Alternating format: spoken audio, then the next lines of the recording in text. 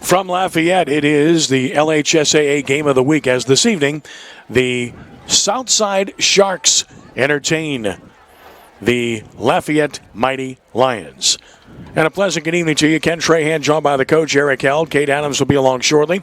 And we had to do that in pausingly slow fashion because this is a neutral site. Teurlings Catholic High School is the site tonight, and that's where Southside is playing its home games. A new program as the Sharks take the field as we speak with their grayish charcoal uniforms in tow. And as a result, playing at a really nice facility here at Teurlings Catholic. Let's start by thanking the people at Teurlings Catholic for being hospitable, not just to Southside, but to us tonight as well.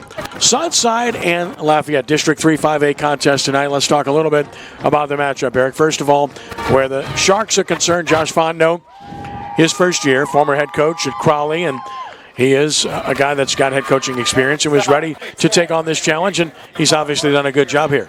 Tremendous job.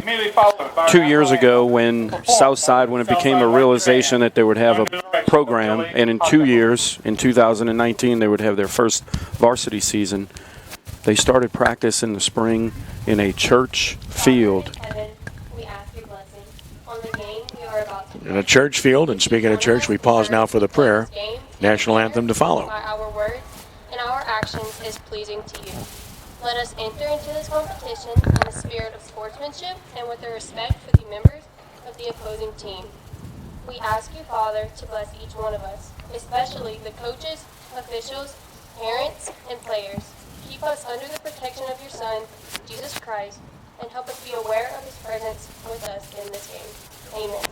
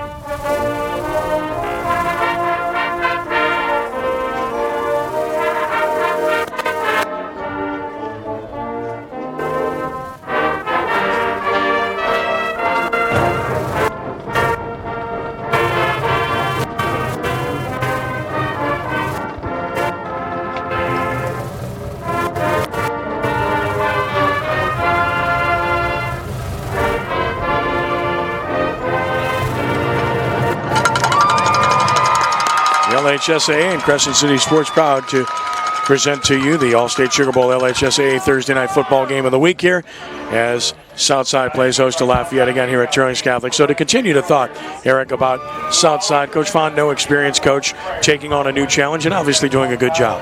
And has enjoyed the challenge, Ken. 2 years ago, as I mentioned before, the prayer, we had to pause for the prayer in the national anthem. 2 years ago, charged with the task of starting a brand new program. Churchfield, then was able to get a few footballs ordered here and there, put together a practice. The anticipation has been building for 2 years. And finally, when they were able to open up this year against Northside in week 1 with a victory in the 2019 season, there was a tremendous sigh of relief. There have been some great moments in building the program. There have been some moments where there's been tension and struggle, but Coach Fondo said he and his staff and his administration and their community have enjoyed the struggle and also the achievements, which have brought them to a 4-3 record as we're here in week 8. Fondo 32-24 in 5 seasons at Crowley, took the Gents to the quarterfinals back in 2015. Southside forming as a huge school, over 1,200 students to get started. It's incredible when you start your first year in varsity football competition and you're in Class 5A. It shows you the number of students that are here in Lafayette Parish. They had to carve out parts of the Lafayette High District as well as Como High District as well. And like you said, there's over 1,200 students in the school, a tremendous amount of students in your first year as a 5A program. Lafayette Mighty Lions under the direction of Rob Poole in his 3rd year. And he succeeded Rob DiMaggio, who was the coach for 5 years prior to that. Of course, Poole had coaching experience at Olive Branch, Mississippi, at Horn Lake, Mississippi, and at Briarcrest Christian in Tennessee. So he's been around the block too, and he's turning the corner a bit with this program. Turning the corner a little bit, a coach's son, the son of a 26-year veteran coach at Olive Branch, where Coach Poole began his high school coaching career, was at Briarcrest Christian in Memphis, Tennessee for 2 years before coming to Lafayette High, a complete stranger to the area, something that he feels was a good thing. His wife was from the area, able to get back into an area where she was comfortable and some place where he finds home in the Lafayette High community. Well, a year ago, 3-7, and of course, as mentioned, they have been trying to build this program into something because over the years, Lafayette High has not been the football power that we've seen in amongst other teams in this particular area. In fact, the last playoff appearance they made was back in 2012, and I did the game. They lost a first-round game to Archbishop Rummel, 49-7. Of course, unfortunately for them, Rummel was the number 1 seed and went on to win the state championship unbeaten that year. But the last time they won a playoff game was in 2006 when they beat Assumption 28-27 in the 5A first round. So it's been a while. It's been a while, Ken. There's been incremental improvement under Poole. He took over in his first year, something completely foreign to him. His team went winless. And his next year, 3-7. And this year, 4-3 in his third season. So there's been a turnaround, and he credits the community at Lafayette High, the administration, his coaching staff. He's put together a young staff that's been growing as a group. Hunter Bonvillain is the offensive coordinator. Preston Bates is the passing game coordinator.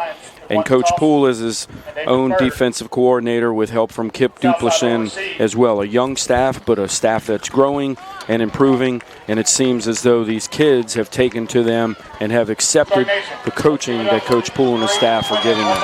Lafayette won the toss. They deferred, so they'll kick off and defend the north goal.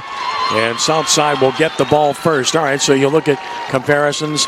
Lafayette 31.2 points a game, allowing 23.8 a game. On the other side, Southside averaging 33.4 points a game, allowing 36.6. So that kind of means it's likely going to be a high-scoring game. Well, just looking at the numbers, that certainly can be considered to be the case. Let's check in with the third member of our broadcast team, patrolling the sidelines and doing her usual outstanding job this evening. Here's Kate Adams. Kate, good evening. Good evening, Ken. Thanks, guys. Look, a lot of similarities between both of these programs, the Sharks and the Mighty Lions, both 4-3 in the regular season, 1-3 in District 3 5A play. A big game for these programs tonight because it basically can make or break their playoff hopes and dreams. So we're going to see what's in store for us tonight. Back to you guys. All right, thank you very much. Look forward to hearing from you during the game. Joe Kramer will drop deep to receive along with Jack Pruitt for Southside to get things started, and Lafayette will kick it off, and that's going to be Jacques Como, all-state performer. And there's their muddle kick, and right off the bat, does it go 10 yards? And now it's going to be touched, and it looks like Southside has come up with it. They went with a muddle kick, and ball bounced around, has to go 10 yards, but Southside did come up with the football, and they're going to have great field position as a result. So an interesting way to kick off this football game. Sure can. Interesting way to start off, and I think they were trying to steal a possession there. One of the keys to the game on both sides of the field is to limit the other team's explosive plays and who has more explosive plays, because as you mentioned before, both teams are scoring a ton of points. Southside offense on the field. The quarterback is Dylan Monette. He's been outstanding this year. We expect to see Cedric McDonald in the backfield with him, and he is, to get things started. Wide receivers, Eden Stagg, Jack Pruitt, Rhett Peliquin. We'll see Joe Kramer as well. So we get it started on 1st and 10 from the Lafayette 40. Monette wants to throw. He's going deep down the field. Man open, caught. One play and diving into the end zone for a touchdown right off the bat. One play and a touchdown right away. You talk about a big-time start. It doesn't get much bigger than that. Rhett Peliquin, his 47th catch of the year, his 9th touchdown reception, and Southside takes a 6-0 lead. Vertical shot right on the first play of the game. Looked like 4 verticals, definitely 2 verts to the bottom side of the field, closest to us in the press box. Rhett Pelican leading his team in receptions, as you mentioned, Ken, is 47th reception of the season. Delia Monette comes up with a big throw. Pelican, the big catch. Extra point is up and good. So we're 12 seconds in and already a 7-0 game. I think I just got finished saying we might have a high-scoring game here this evening. 7 points in the first 12 seconds of the game. Short drive for the Sharks. Great way to start. And if you're Coach Rob Poole over there, hey guys, we're down a touchdown, but we have 47 minutes and 48 seconds left to play, and we're an explosive offense. Let's persevere and get the things going when we have the ball here on offense. That's a good message. Make sure you understand it's just one play, it's just one score. Meanwhile, Southside off to a rollicking start. Doesn't get much better than that. And now Lafayette will get the ball first. Lafayette in the white uniforms tonight. Green numerals, green and black helmets with green stripes, and the white pants as well. And homestanding Southside in their grayish charcoal look with darker numbers with highlights. Ready to kick it off here is Braxton Gilbo. And single receiver in the deep position. That's Kavan Valere. Kick is going to go to the left, though, and fielded at the 6-yard line and dropped all the way back into the end zone, and that's a touchback. So by Federation rules, once the ball ends up in the end zone, regardless of how it got there, it is a touchback. So Derez Landry could not bring it out. So Lafayette will start at the 20-yard line and bring its offense onto the field. And the Mighty Lions, led by quarterback Zan Saunier, comes in having thrown for 1,177 yards, 6 touchdowns. Derez Landry, running back. The tight end, Elliot Washington. Gabe Navarro at wide receiver, along with Logan Spears and Kavan Valere up front. Corey St. Junian, Rayvon Spears, Jacob Bearhurst, Sean Gautreau, and Greg Mouton. Lafayette with a 1st and 10 at the 20. Saunier, the quarterback, sets them where he wants them. Landry is his running back. Low snap. Landry gets it. Ball's loose. And Southside has it. Landry fumbles on the first play from scrimmage. And what a start for Southside. Coming up with the football, 17, Jonah Harris, the junior. And just like that, the Sharks are in business again. Sharks smelled chum in the water, Ken. You think? I knew that was coming at some point. No gain on the play. And, of course, the fumble recovery by Jonah Harris. 2 plays, 2 turnovers is what you can call it for Lafayette High. Basically. Southside starts at the 18-yard line of Lafayette, with a chance to play add-on. And the runoff tackle across the 15 and down to about the 14-yard line. Picking up 4 yards on the play. Solid 1st down play. And the ball carrier was Cedric McDonald, so his first carry of the game gets him 4. It's going to be 2nd and 6. McDonald, the bell cow in the backfield for the Sharks. Sharks operate mostly out of a 2-by-2 formation when they're on offense. Wide side, right side of the field. Wants to throw. Guns it. Middle. Caught. Touchdown. 3 plays, 2 scores for Southside. The tight end, Connor Venitus, on the catch. And it is a 13-0 game. Seam route there for Venitus. Manette able to find him. 15th catch of the year, 2nd touchdown. You mentioned a Southeastern commitment. Saw him in the Jamboree against Notre Dame. Made a ton of plays against a very talented and tough Notre Dame, a Crowley team. Very impressed when I got to see him play back in Jamboree week. Extra point attempt is up, and it is good. Once more by Braxton Gilbo. We're 1 minute and 1 second in, and it's Southside 14, Lafayette nothing. You could not have scripted a better start if you're Josh Fontenot. I mean, this is an amazing start. Amazing start, and coming in, as Kate alluded to, both teams 4-3. whoever gets to that 5th win here after week 8 puts themselves in really good position. I believe Southside coming in was in the 24th spot in the power ratings, and Lafayette was just outside of 32. So if Southside is able to hold on, and we have 47 minutes left in the game, if they're able to hold on and get to that 5th win, then maybe they could creep into the lower part of the teens with 2 weeks left to go. Amazing start here for Southside. 14-0 lead. And once again, Gilbo to kick it off. First kick went left. This one is more down the center, and of course it's 5 yards deep, so a touchback. As a result, we'll put Lafayette at the 20-yard line to start this possession. Watching both teams, kickers and punters in pregame, really impressed with both. Both teams' kickers really field position weapons, great kickoff, touchback type guys. Lafayette starts from its 20.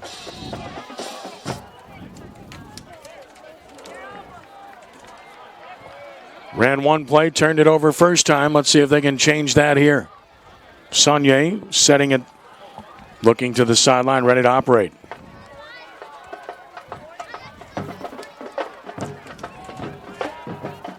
Wants to throw, got his man across the 25 and out to about the 28-yard line. Nice first down play and a gain of 8 yards on the play on the reception by DeAndre Glaude to make it 2nd and 2. Go right back to your open and play script and find your best formation, help your quarterback out, know what the front and coverage will be. First down run here up to the 35. This will be a gain of 7 yards and a first down for Lafayette. It's Jason Sam on the carry. 3-4 front played by the Sharks. Should see some zone, some power, some counter in the Lafayette run game, and they should go to it often out of spread formations, whether 3-by-1, which you're seeing here, or 2-by-2. So a gain of 7 for Sam and a first down here. And he wants to throw a quick one outside. Sam has it, slips and falls for a loss. Back at the 33, that'll be a loss of 2 yards. Couldn't maintain his footing. We'll make it 2nd down and 12 yards to go. Again, going back to game film study right there, find out what works for you best when you're in a 3-by-1 to the field situation, motion your tailback out, and then it becomes a perimeter blocking game. Take your practice drills, your perimeter drill, and bring it to the game on Thursday night. Quick snap, pump fakes, rolls left, now throwing, and in and out of the hands of the intended receiver up at about the 47-yard line as Gabe Navarro couldn't quite pull it in. In that formation to the short side of the field, you had a vertical and an out route, and the slot from the wide side of the field dragging across. A lot of times that opens up. You find the creases, you find the holes where the linebackers aren't in their drops. 3rd and 12 from the 33. Saunier with 3 receivers right, looking that way, stepping up, decides to run, and he's going to be belted down. That'll be a sack, a yard loss on the play, and firing up from the deep. Good job to make the tackle from the secondary, and that's going to necessitate a punt. Peliquin is a good football player. You see him on both sides of the ball for Southside. Yeah, in 5A, that's a rarity, but you take who is arguably your best player on your team and you find spots for him to play, definitely on the offensive side of the ball, but find a spot for him on defense. He's a special player for Southside. Punt is away. Wobbly kick. Fair catch call for, taken at about the 36-yard line by Peliquin. So it will be Southside football with 8:45 to play in the first, already up 14-0. And Monette back onto the field with his offense, which has done its job extremely well to this point. Extremely explosive. 2 touchdowns on how many snaps, Ken? Oh, gosh, 3. Yeah. If you're batting .667 in just about anything, that's pretty good.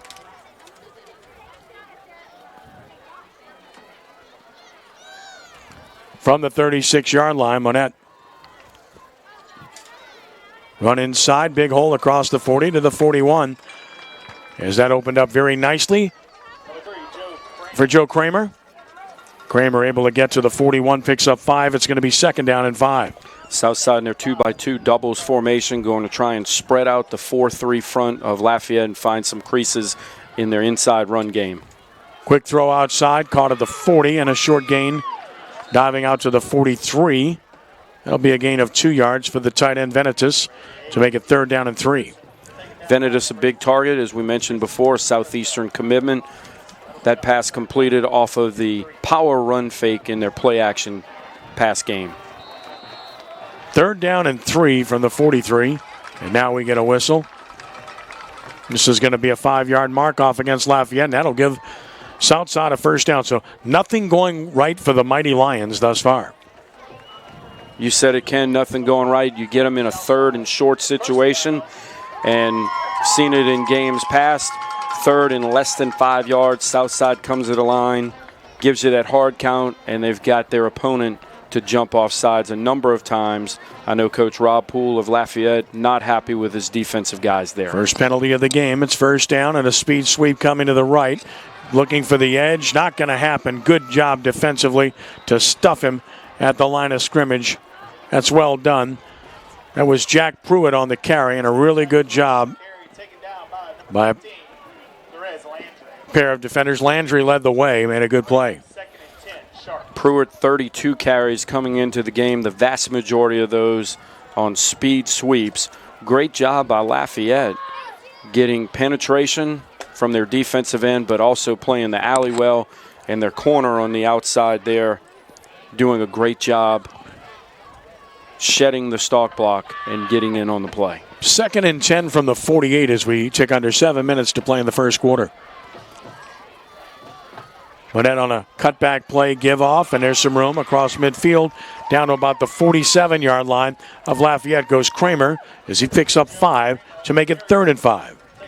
Mentioned Peliquin for Southside, a two-way player at receiver, and in the secondary, that corner that helped make that play on the speed sweep on 1st down is Derez Landry. Starts at corner for Lafayette and is also their leading rusher. 3 receivers right, single left on 3rd and 5. Monette wants to throw. Dillian looking, steps up. He's going to get hit and brought down. Sacked at midfield. And the first man there was 21, Micah Williams, to put him down at the 50. Lafayette gets a much-needed stop. Tremendous stop there, forcing Southside to punt. Now you get to return this punt, play hold up against the Southside coverage team, and hopefully get a good return here. Give yourself some good field position. Tremendous stop by the Mighty Lions. There's a loss of 4 back to the 49 from Monette, and so a punting situation for the first time for Southside. And an end-over-end punt is going to work out pretty well inside the 15 and goes out of bounds near about the 10-yard line. Really well done. And that's where Lafayette's going to start this possession. Good punt by Pruitt. Lafayette pinned back, 5:36 to play in the first. Still 14-0 Southside on top. Great punt there by Pruitt. Rugby-style punt. Roll out a little bit to the right. Pins him in at the 10, and I'm going to sound like a broken record, Ken, because every week, say if you have 2 punt returners back there, you better catch the punt. Go get it. 1st and 10 from the 10. Movement up front, and there's the flag. I mean, anytime you're in the neutral zone, that's an offside penalty by rule, so that's going to cost Southside 5 yards. Really helps the Mighty Lions. You don't like penalties, but when you're backed up, when you have your opponent backed up and they're in the shadow of their own goal post, you give up 5. They still have 85 to go, so you can kind of live with it. Play the next play. 1st and 5 from the 15. Surveying, Saunier. Now ready to operate. And we'll give to Sam running right. Looks for the cutback, finds it, gets 5, 6, out across the 20 to about the 21-yard line. So that will be a 1st down for Lafayette as Sam gets 6 yards and they'll move the chains. Look like a bare front defensively for Southside. Nice run play there by Lafayette. get some breathing room here, get another first down. If you have to punt, at least you move the chains and you move the field position in your advantage. 1st and 10 at the 21-yard line.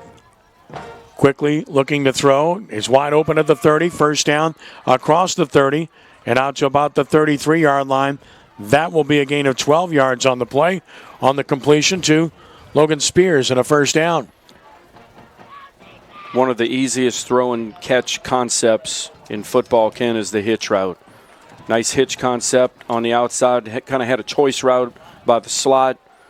Either break in, break out based on the leverage that defender over you gives you. On first down, run it inside across the 35 and out to about the 37-yard line. This time the carry by Derez Landry gets him 4 yards. It will bring up a 2nd and 6.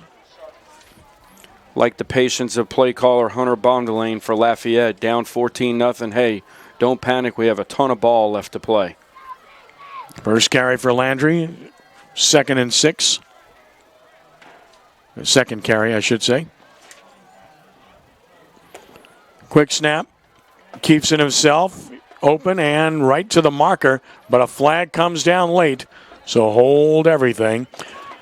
As Zansonye got to what looked like first down yardage at the 43. But a flag came down. And you know it's going to be a hold where the flag came down. So it'll be a spot infraction. Looks like they'll mark it off from the 39, so that would be a gain of 2. And then marked off to the 29. Nice read play there that initially would have likely moved the sticks. And, of course, it's the much adorned Ken Trahan spot foul holding call. In this case, it was not hurting because he gained a little yardage on the play. Now, you're not going to gain any yardage here. Big pursuit by the defense and a big loss coming up here for Derez Landry. Just smothered by the gray shirts, and a flag comes down after the play. We'll check that. That was Jaden Riley, the junior, leading the charge of a whole bunch of gray shirts. But let's check the flag. Landry was knocked down back at the 24-yard line. Would be a loss of 5. But again, the flag comes down after the play, so that's likely to be dead ball. As the play was over when that flag came out, Eric. Sure, Ken. And one of the keys of the game for both teams is their emotions, to keep their emotions in check. It's a big rivalry game, even though Southside's in their first season as a varsity program, but many of these kids live in close proximity to the other. They played playground ball, park ball growing up, travel baseball, other sports.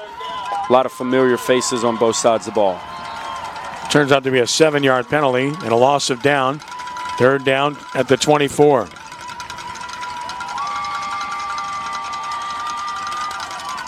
So 3rd down from the 17-yard line, and they need the 33, 3rd and 16. Sonye under pressure. Throwback screen almost intercepted. Wow, he overshot his receiver. Standing right there and nearly picking it off was Cully Holden, and I don't think he expected the ball to come to him like that. The action went away from that screen. You had a throwback screen there, something we've seen from Lafayette in previous weeks. 3rd and behind the chains, you're usually going to see a screen or a shot play from the Lions, just like you do in high school football from many teams out there. Pass falls incomplete. Punting situation ensues.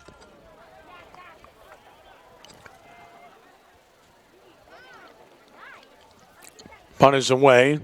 Pretty good shape, fair catch called for.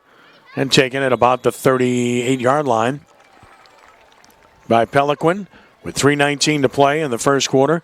Southside gets it back, still up 14-0. Lafayette got a stop on its last defensive possession. They'll need another here. Southside playing extremely well early on in this one.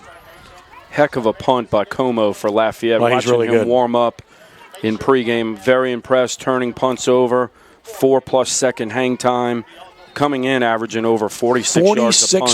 46.4 a punt coming in. That's insane. That was 46 on the nose right there. Might lead the NFL, man. That's crazy. 1st and 10 of the 38-yard line. Motion and the speed sweep coming. Take it to the edge and well defended for a short gain. So good job on the defense there. Joe Kramer, the carry, and Michael Williams, the tackle.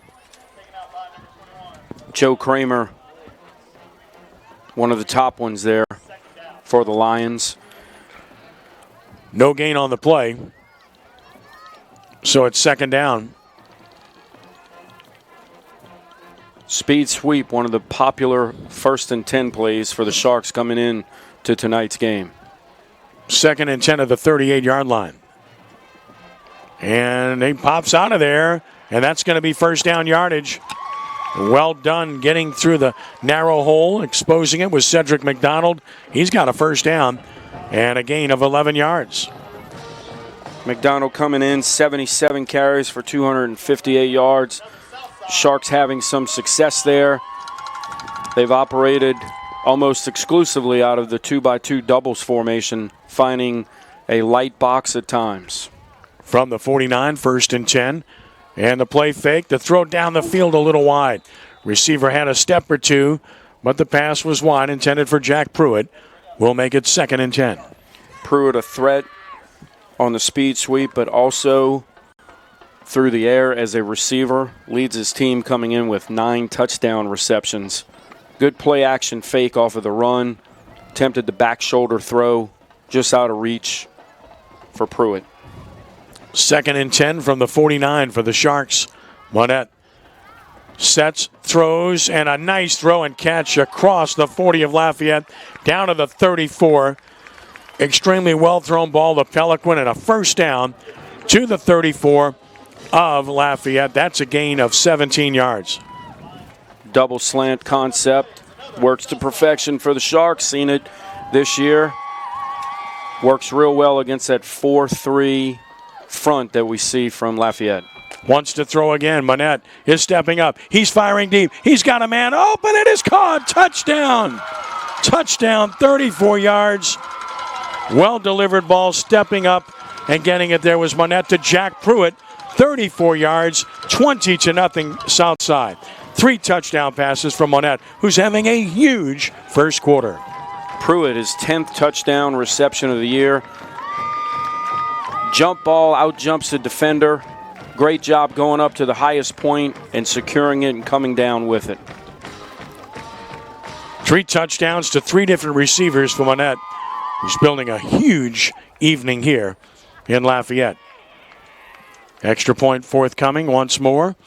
Busy man and up again and good again. With his kick is Braxton Gilbo. So with 2:22 to play in the first, Southside 21, Lafayette nothing. What a start. What a start. Gilbo, a fine kicker, coming in 3 of 3 on field goals. Solid on extra points, solid kickoff guy. And with Pruitt, who we just saw catch the touchdown pass to put the Sharks up 21-0. What a really good punter, field position weapon. A huge advantage for the Sharks, especially if they can put the ball in the end zone here and make Lafayette go 80 yards. They have yet to cross the 50-yard line tonight. 3 touchdown passes in the first quarter. Amazing. Monette, just a junior, very athletic, can also make plays with his feet. He's a good when you start a first-year program and you got this guy as your quarterback and you've got him another year. Really special. Kick is going to be bouncing and picked up at the 3.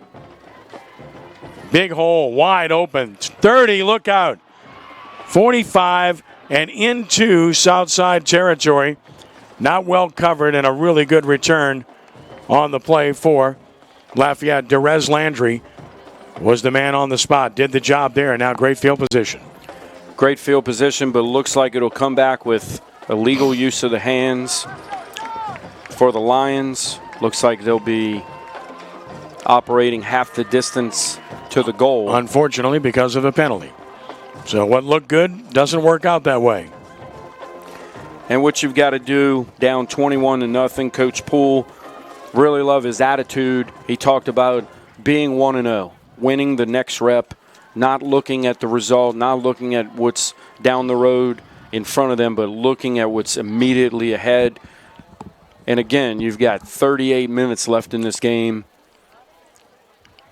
You're down 21-0. Win this next play right in front of you. Back to the 8-yard line. A fourth penalty on Lafayette, 34 yards, and now they start at their own 8 after it looked like they're going to have good field position. Doesn't work out that way at all. Wants to throw and does to the outside, and that's too tall. So incomplete, Saunier, and it's going to be 2nd down and 10. Just play pitch and catch there on the hitch route. That's got to be 100%. That's something you work on, pass versus air, all through summer. Got to be 100% on that. Move the chains, especially when you're backed up with the end zone right behind you. 2nd and 10, 3 receivers to the left side of the field for Saunier, who wants to throw it. Looking to the inside, and it's caught across the 10 and out to about the 11, maybe the 12, is DeAndre Glod. Short gain of 4. It's going to be 3rd and 6. Hitch route completed to the inside receiver. Great job by Southside making a play in space. That's what you want to do. If you complete it to your inside receiver make a tackle, catch it, get right upfield. Great tackle in open space by Southside. Now it's 3rd and 6. From the 12. Motion across the formation. Down the middle and no good. Incomplete. Pass intended for Logan Spears. Good coverage by Rhett Peliquin, and Lafayette must punt. Come out in a doubles formation, motion the slot across the formation. Get your eyes as a defender to kind of train to the motion, to the wide side, the 3 receiver side of the field, and sneak it back in to the single receiver to the boundary on a slant route. So a busy man is Jacques Como. This time will punt, standing at the end zone line. The goal line, as it were. And Peliquin standing at about his 50 to receive. And he's going to fair catch it at midfield. So a 38-yard punt, no return.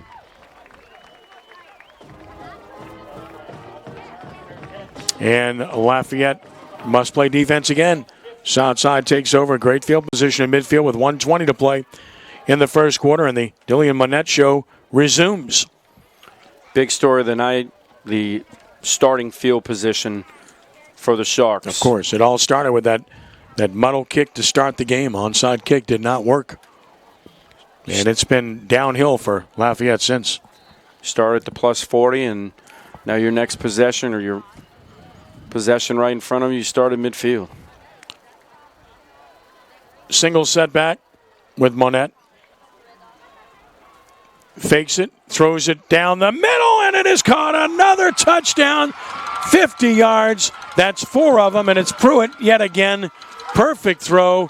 Pruitt made sure after the bobble that he secured it and took it the distance. Southside 27-0. Play action. Hits Pruitt with on the post. Sometimes when you don't catch it once, you can still recover and catch it again. I think he caught it 3 times there on one reception. Well, perfect throw. I mean, the ball was right there. What a strike. Able to put it in. I'm so impressed with Monette. Gilbo for the extra point. 3 for 3 thus far, and now he is 4 for 4 with 1:12 to play in the first quarter. 28-0. Southside on top. Who would have expected this? Teams coming in, even records. Both of them have 1 district win coming in. They both escaped with wins against Sulphur, who is one of the largest high schools in the state of Louisiana.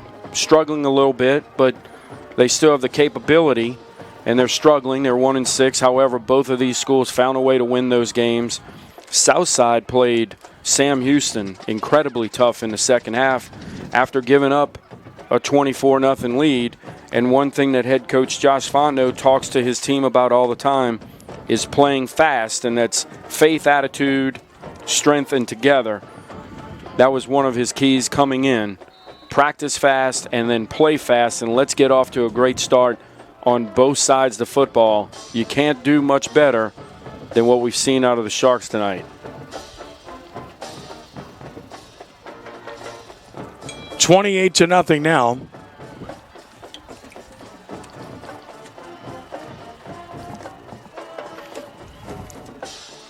And that's going to be, he said he can, he's going to return it, and people had stopped.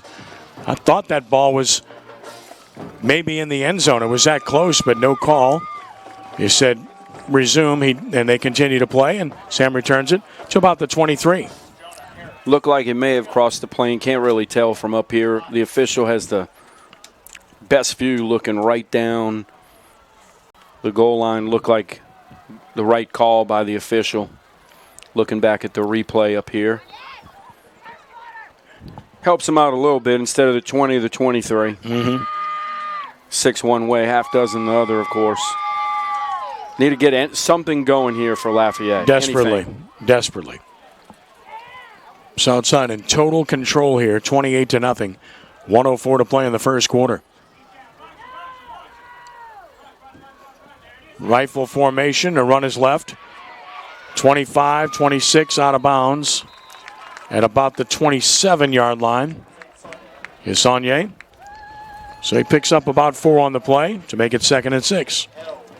Southside doing a great job running to the football, getting all of their, what color would you say their jerseys are, Ken? Gray?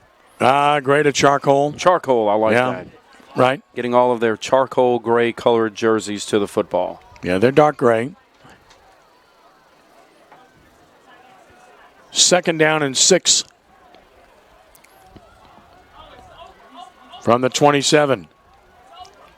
Overload the right side, quarterback draw, cut back, broke a tackle, good run, and a first down. Out to the 36-yard line, a gain of 9 for Saunier. They needed that. And a first down for Lafayette on what might have been the final play of the first quarter. Move the chains, pick up a first down. Good play by Saunier using his feet on the quarterback draw. And they're trying to get another play off before the clock runs out. 3, 2, 1, and they will not get it off. So the end of one quarter, our score is Southside 28, Lafayette nothing. Back with our second quarter in a moment. You are watching the Allstate Sugar Bowl LHSAA Thursday Night Football Game of the Week.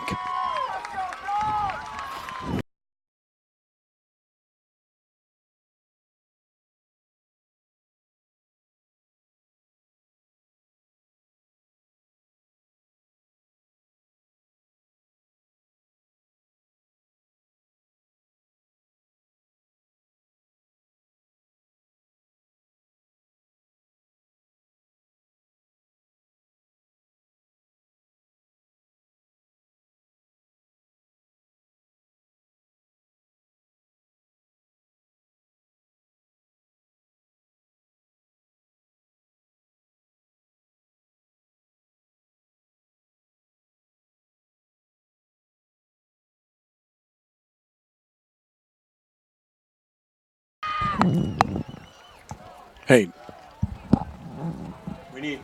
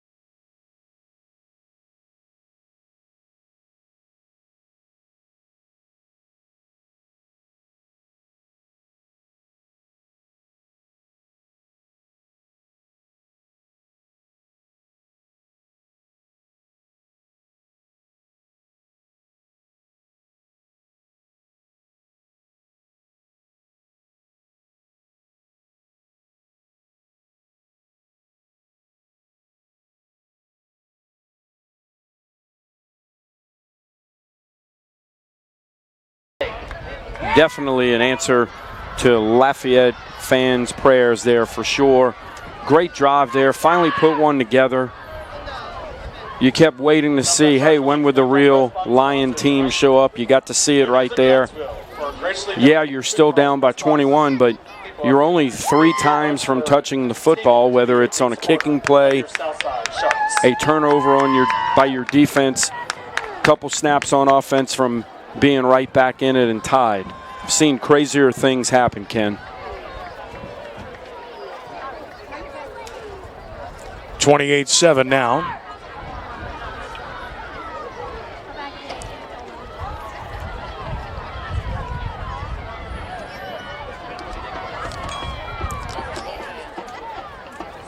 And it will be another possession coming up for Southside. Unless they onside kick again. Didn't work out well the first time they tried that. Wouldn't be surprised if they tried to knock the ball in a void on the number somewhere and steal a possession. Hits this one high and deep and unreturnable. And then when you have a weapon like you do in Como, make them go 80, challenge them to go 80. Ride your defense here. Well, can they possibly contain Dillian Monette, who's just been magnificent? 6 of 7, 167 yards and 4 touchdowns already. 2 to Pruitt, 1 each to Peliquin and Venitus. Most explosive we've seen of any offense on a Thursday night game of the week this season. As good as quarterback play as we've seen. Ride play, gives it to the running back. Nice move. 20, another nice move. 25, boy, that's a good run. Just made people miss in space to get 9 yards. Joe Kramer showing his moves. Joe Kramer only 13 touches on the season coming in, 8 on the ground, 5 through the air. Definitely showed some athletic ability and put some faith into his coaches to find a way to get him the ball again. 2nd and 1 at the 29. Kramer remains the running back next to Monette. Tight end tucked in left. 3 receivers right. Play fake, throw the slant, caught. 35-40, 45-50 speed. He may go. Another huge touchdown pass from Monette. And just like that, it is now 34-7. Pruitt once again, his 3rd of the game. 71 yards. Incredible athlete. Play action fake. Hit the slant to Pruitt. Southside is littered across the field on offense with playmakers. 71 yards. 5th touchdown pass of the half. It's mind-boggling. 3rd touchdown catch for Pruitt. Crazy numbers. Gilbo puts it up, puts it through. Some guys don't do this in a season, Eric. I think our buddy Chad LaRose may have had 5 touchdown passes back in 1988, his junior year, when I was a senior. We didn't throw the ball too much, but that was because of Chad and some of those other backs that we had in the wishbone. But 5 touchdown passes in 15 minutes of play. Took just 2 plays. Tough to do it when you're playing a video game, let alone on the field. Really impressed with Southside's athletic ability on offense. The quarterback has been incredible. And the skill guys they make you say, wow, for sure. And the tight ends touched the ball once so far tonight, I believe. Twice.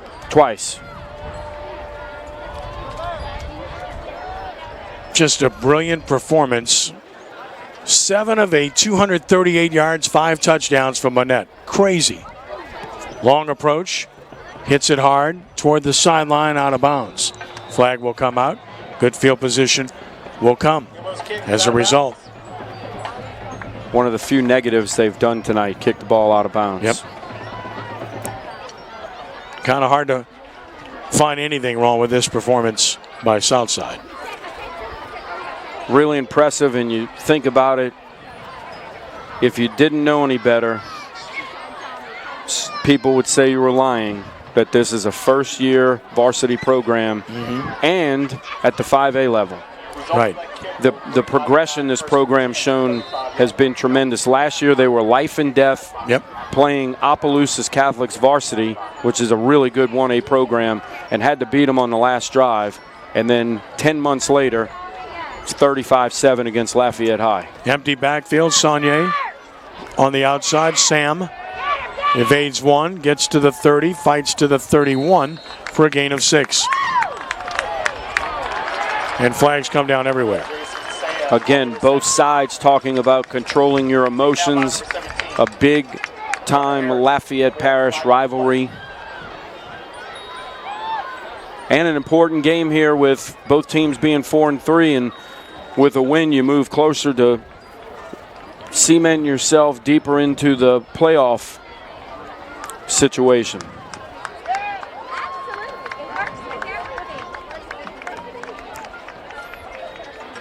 Doesn't help. You make positive yards and you get a 15-yard penalty. We've seen that a couple times tonight, where they've had a positive play on offense and then they're moved deep behind the sticks. First time on a hold, this time on a dead ball foul, personal foul. 5 penalties and 49 yards, puts the ball back to the 17-yard line. They need the 45, so they need 28 yards to make here. It's actually from the 16, second and 29.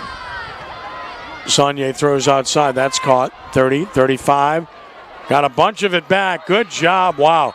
Just staying in bounds and continuing to make yardage after the catch was Logan Spears. That's a good way to erase the penalty. Good throw and catch on the hitch route, and then even better job by Spears breaking tacklers, eluding tacklers, also eluding the sideline and staying in bounds and kind of tight-roping it and staying in bounds. From 2nd and 29 to 3rd and 1. How about that on a 28-yard gain? Simple throw and catch to 28. And powering it ahead, and that'll be first down yardage and more to midfield for Saunier, who's shown his ability to run the ball well. One of the most underrated and lost plays in an offense these days is the quarterback sneak. And it is one of the most successful plays out there. Gain of 6 to midfield. Just ask Drew Brees and Tom Brady.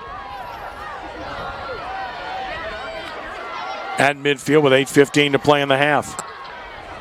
Saunier rolling, looking, throwing, too tall. Incomplete. Trying to get it outside to Gabe Navarro. 2nd and 10. Second down. Saunier rolling to his right there, scrambling. He's a lefty throwing across his body. Tough to do. Get your hips open and get your belly button at the target. A lot of times you'll see guys try and make that happen when they're rolling away from their throwing side and leave it too tall, as he did there. On 2nd down, counter play, nothing doing. Shut down, loss of 1. Counter tray, Southside defense playing it well. Lafayette pulling the backside guard and tackle. -1 on the play. Come up with your best 3rd and long play here. Might be the hitch again. Yeah, I was just about to say, that's the obvious, right? Loss of 1, 3rd and 11. And Spears is isolated there. Man coverage. They're playing cover 0. They're matched up. They're sending 7. They'll roll. Back out now, showing a 4-man rush. And they come with 3. Drop into coverage, still almost got there. Rolling, throwing, incomplete. Tried to get it to Spears, but missed the mark. Try to wheel route there, take Spears, run him at the linebacker, bring the corner in, pick the linebacker, and wheel the back out the backfield up numbers. No kicking game on the field. It's 4th and 11. It looks like Lafayette will go for it, and considering the way Southside has played offensively, I get this. Can't kick it at this point. Got to go for it. Yeah. 4 touchdowns down midway through the 2nd quarter. Got to go for it. On 4th and 7 from the 49.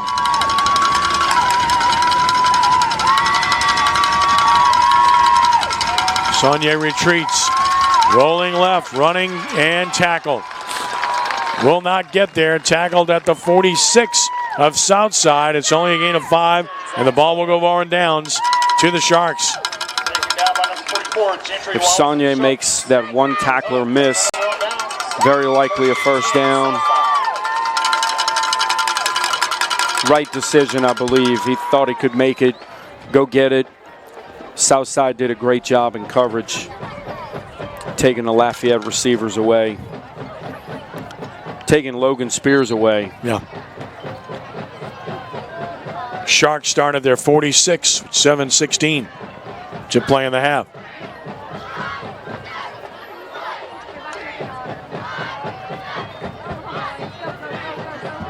Bouncing it outside, and now slipping and falling. Ball came out. Looked like he was down to me, and they did roll him down. Good call. As Kramer hit the ground, the ball popped out when he did. He got 4 yards. Very shifty player. Gained 3 officially. Marking at the 49, 2nd and 6. Number of different skilled players touching the football tonight and in different ways for Southside. Very dynamic offense. The ability to line up a legitimate tight end with the size of Venedis as a receiver, as a tight end, as a fullback. 2nd and 7 from the 49. Monette gonna go deep again. Man wide open. Busted coverage. Inside the 20. All the way down to the 19. And that's Eden Stagg with his first catch of the game. So Stagg, 32 yards on the reception. First down. Finding Stagg there, I guess you could say he's their 4th receiver, but making him a part of the offense. No matter if he's the 4th receiver or the 1st receiver, defense has to find a way to cover him, whether it's in your zone drops, your technique, leveraging to the boundary, your man technique, zone drop. From the 19, run inside. Broke a tackle, good run, charging down to about the 12. That's going to be 7 more Number 21, on the carry. for the Sharks. And that's Cedric McDonald with a gain of 7. Taken down by number 50 of the Lions. One thing that's pretty amazing for Southside on offense, very few negative plays. Bring up 2nd and 2, Sharks. 2nd down and 3. Quick play here. Inside run. Fighting close to the first down. Looks to be just short by about a yard. McDonald on the carry. To the 10 is McDonald. 19. That's going to be 3rd and 1.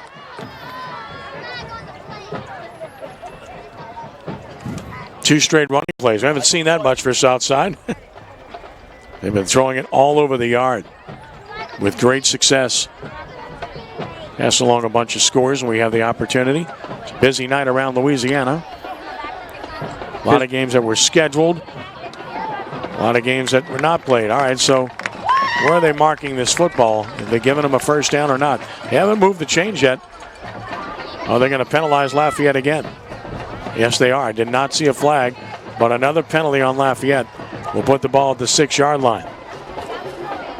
Actually at the 5, 1st and goal. Half the distance. Half the distance on a personal foul call at the end of the play. Good thing is you're only penalized half the distance to the goal. So now 1st and goal from the 5 as a result. And a couple of yards here and then a stiff defensive front. Stops McDonald. 21, 2nd McDonald on the carry. So McDonald able to get a couple. Number 58, Greg Mouton of the Lions. Inverted wishbone formation there, Ken. Something we haven't seen. Gonna bring up Southside 2nd down. Something, again, mentioned Chad LaRose would make him smile. No doubt. You're giving that guy way too much airtime here this evening, man. Too much. That's power formation, quick snap, ball's on the ground. Monette had to fall on it, a muff on the snap. So that's the one thing can stop them. Loss of 3 on the play. Ball recovered by Dylan Monette. mentioned before, very few negative plays for Southside. If your coach Josh Fontenot, he's his own offensive coordinator, something that definitely, you're ahead by 4 touchdowns, but you want to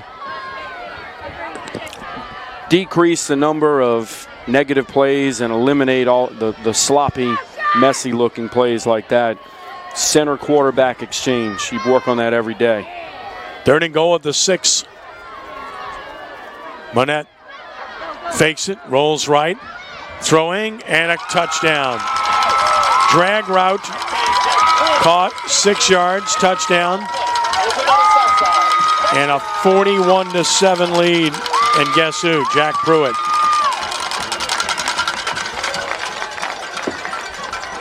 What a game Pruitt is having. 6 yards on the score, and it's 41-7. One of the most statistically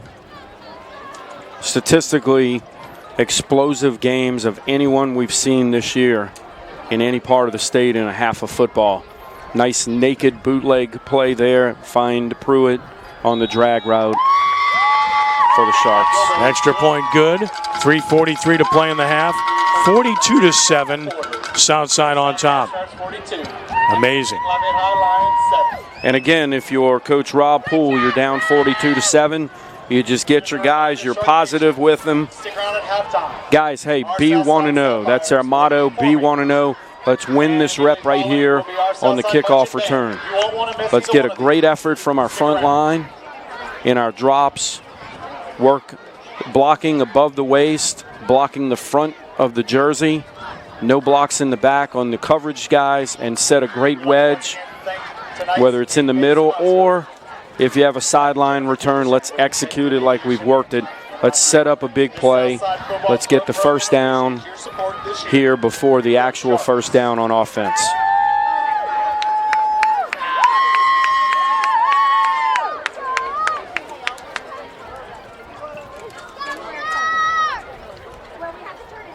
You talk about busy. Gilbo's had to kick a lot of footballs here in the first half, hasn't he? Extra points and kickoffs, no question. May have to ice down the leg at halftime. And just mind-boggling numbers for Dillian Monette. We'll again detail those coming up. Pooch kick in the middle. This is dangerous. It's bouncing, and it's on the ground. And Lafayette able to cover it. That was close. Kicked it right into the hole. And good job of going to get it and fall on it by Seth Jones. Lafayette will get pretty good field position with 3:39 to play in the half. And again, just trying to find something positive. Good to put on film there for Southside. I don't know how intentional that was, if they were trying to recover it, but drop it in the hole there. That way, down the road, you have opponents have to prepare for that. 7-man box here for Southside on first down from the 32-yard line. Mighty Lions. And a straight run. 35. Broken tackle. 40. Good run. Should be a first down. And out of bounds. And sitting on the bench of Southside at the end of the run is Derez Landry. Number 17, Jonah Harris. It's a good finish to that play there. Landry ended up landing on the bench in a sitting position. Could have been worse there, ending up into some equipment, hitting that bench hard on the edge. Worked out well. Gain of 13 at the 45. 3:30 to play in the half.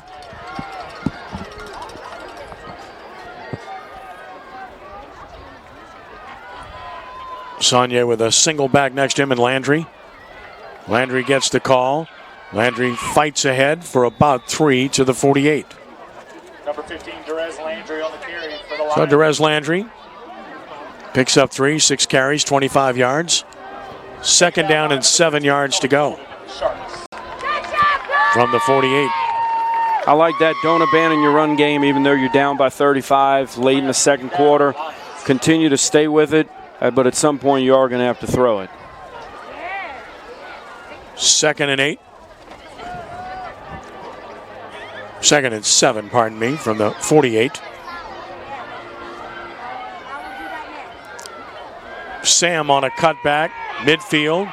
Sam fights to about the 46, picks up 6 to make it 3rd and 1. Jason Sam on Like the run there by Jason Sam, putting his left foot in the ground, getting downhill. Stretch him, find that crease, foot in the ground, get downhill. Taken down by number 52, Dylan White. Sam not very big. He gets behind those linemen. He might be hard to find, right? Picks his way nicely. You got it.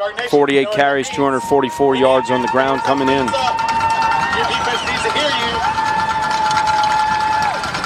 3-4 front of Southside. They should pack them in a little bit. 3rd and 1. Runs Sam again. He won't get there. Shut down at the line of scrimmage, but then fights forward, came out of the pack, and he might have it. He was stopped cold, and somehow, I think just what I said, they couldn't find him, even though they had defensive penetration, and he somehow wiggled out of it and gets a yard and gets the first down to the 45. First down. Tremendous effort there by Sam.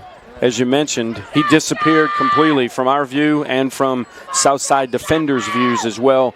Just continue to keep your feet moving and going forward. Found a way to get a yard and move the sticks. From the 45 of Southside, minute 40 and counting to play in the half. Motion out of the backfield. Saunier will throw, and it's incomplete. Boy, making a break on the ball. Almost getting there was a linebacker. And that was Gentry Wallace. Made a break on the ball intended for Gabe Navarro. Gentry Wallace, one of the leaders on this defense for Coach Brian Gary's defense for the Southside Sharks. Almost, quite possibly, a pick six. 2nd and 10. Rolling left, throwing sideline, incomplete. Stops the clock with 1:27 to play in the half. Make it 3rd and 10. 11, Kevon Valerie, incomplete. Trips there for the Lions. Away from their bench, I thought we would see a sprint out, throwback screen to the tight end who was attached to the line of scrimmage, away from trips. 3rd and 10 at the 45. Trips set right. Single receiver left. Saunier in the pocket. Now rolling left. Now throwing down the field. Overshot an open receiver. On the move, he couldn't quite deliver it accurately to Derez Landry, who had leaked out. But there is a flag on the play, and they're pointing against the Sharks. Same play we saw the previous series. No flag. They're going to go for it. It's 4th down. Thought there was a flag. There was not. 3-by-1 formation. Spears isolated by himself. Came in, picked the linebacker. Corner runs with him. Had the running back on a wheel route. Overshot him. 4th and 10 at the 45. Quick snap. Saunier stopping, looking, throwing, deep and overthrown again. And again, a step or two for the receiver Navarro, but the pass too tall, and the ball will go over on downs with 1:15 to play in the half. And if you think the Sharks are going to sit on it here, think again. 10, Sharks. Don't see that happening, especially with the ball at the -45. Sure, you're up by 6 touchdowns, but there are things for you to work on here. You have 1:15 left. You have all 3 timeouts. Work on your 2-minute offense here. You can only run it so many times in practice. The best time to get it done are in situations like these. From the 45 with 1:15 left, Monette wants to throw. Steps up, clean pocket, decides to run left with space. 50, first down, 45, and just smoothly goes out of bounds to stop the clock at about the 40-yard line. A gain of 15 and a first down. They've just done whatever they've wanted offensively. I'm trying to find words to describe it, and that's the best way to describe it as you did, Ken. It's amazing. Lafayette takes their pass concepts away, which was double slants on both sides, and then the quarterback, Monette, just does whatever he wants. Marked it at the 41, so it's 14 yards and a first down. With 1:06 to play in the half. Set the ball ready for play.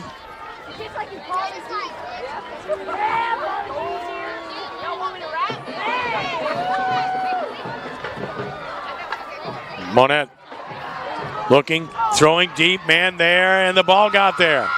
Inside the 15 and down to about the 13-yard line. Another big play, another first down. And it's Pelican this time. Another Southside.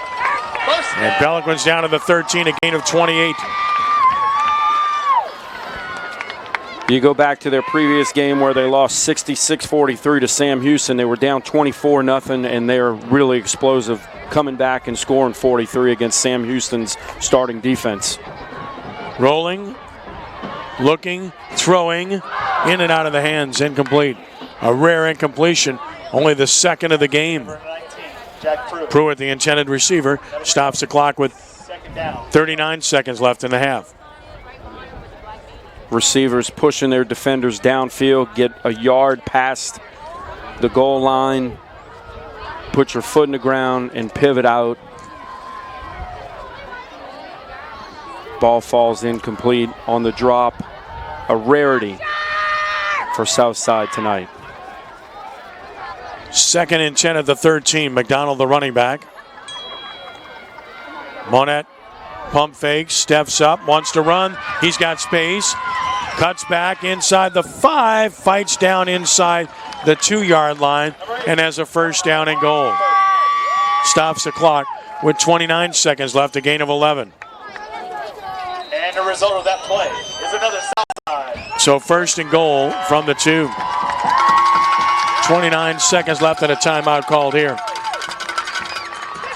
Southside wants to end this half the right way. They've done everything else right. Now knocking on the door at the 2-yard line. This is a situation where it's fun to call plays if you're an offensive coordinator, right? A lot of great calls on your call sheet from the 2-yard line, Ken. Mm-hmm. When everything's working, man, you can just dial up anything and it looks good. It's almost like a great feeling, huh? Yeah, almost like throwing a dartboard because everything's worked. When Lafayette's done a great job getting their backers underneath receivers and their secondary guys staying over the top of your route concept, then Monette just makes plays with his feet, and he's physical too. He finished that run there, fell forward, driving forward to the 2. 2 timeouts left for Southside. One thing I would work on here as a coach, not saying that they'll do this, but if you run the football here and you fall short, to get back to the line of scrimmage and play it like a situation where you have no time. Power eye, give it off, and no, he didn't get there. They still got timeouts left. McDonald maybe a yard. Clock is running, 20 seconds left. There is a flag, though, and that will stop the clock. And if it's against Lafayette, then they'll move it a few inches.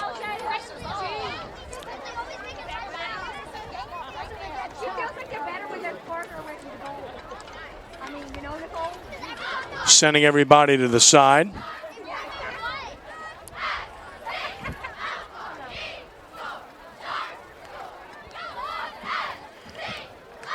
Still haven't gotten a it's personal foul again. I believe their 3rd personal foul of the game. Be a 1-yard penalty. 7 penalties, 55 yards. Nothing going right for the Lions. Great venue here at Turlings Catholic. Did they call that after the play? Or? Yeah, that's what after I thought, the play. Yeah. So the yard gain. So the ball actually is going to be at the half-yard line. So that penalty is for no yards officially. Southside first-year program. Hopefully within the next 5 years we'll get a stadium on campus. Until then, they're going to call Turlings Catholic their home field. Right. Principal Mike Boyer, athletic director Sonny Chapanche, and head coach Dane Chapanche. Great job in allowing the Sharks to use their field. Snap it, run it inside, and plunging into the end zone. A touchdown. That is McDonald. Cedric McDonald with a 1-yard touchdown run, and it's 48-7. Southside. Coming in, McDonald, 6 rushing touchdowns on the year. Their leading rusher with 258 yards. Running up that total a little bit tonight, of course.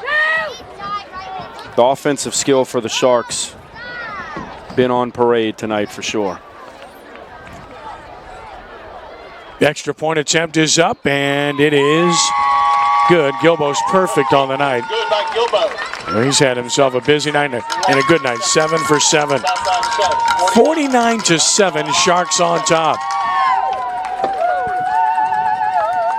With 17 seconds left in the half.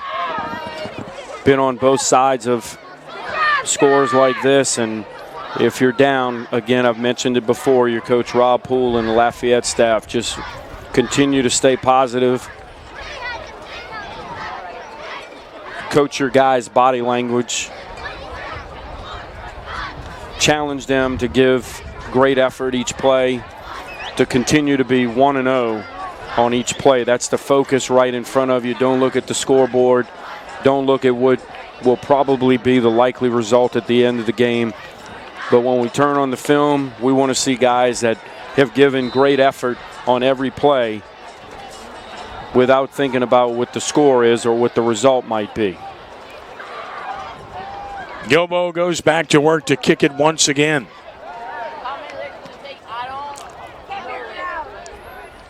And a fair catch call for Wisely.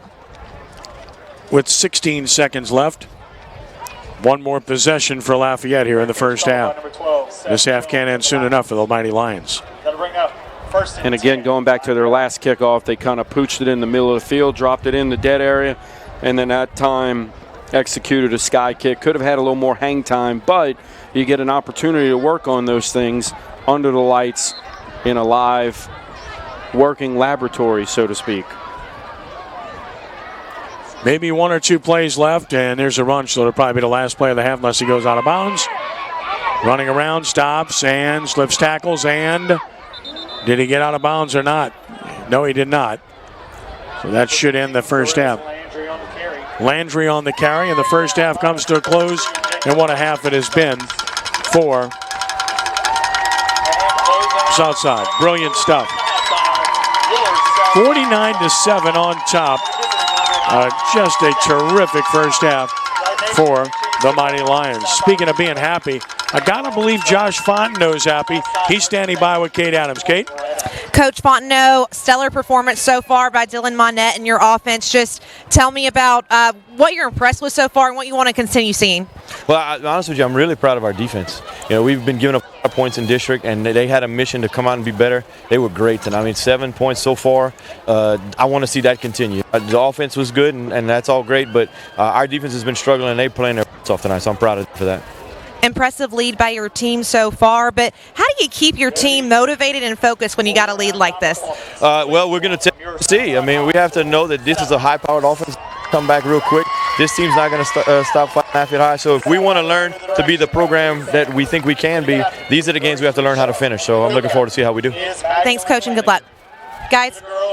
All right, thank you, Kate. This portion of tonight's game being presented by Rock and Bowl with locations in New Orleans and Lafayette. For the latest live music schedules, visit rockandbowl.com. Thanks to Rock and Bowl, and thanks to our friends at Yale College Inn for their continued support. We appreciate them. And tonight's game is brought to you by Powerade, the official sideline thirst quencher of the LHSAA.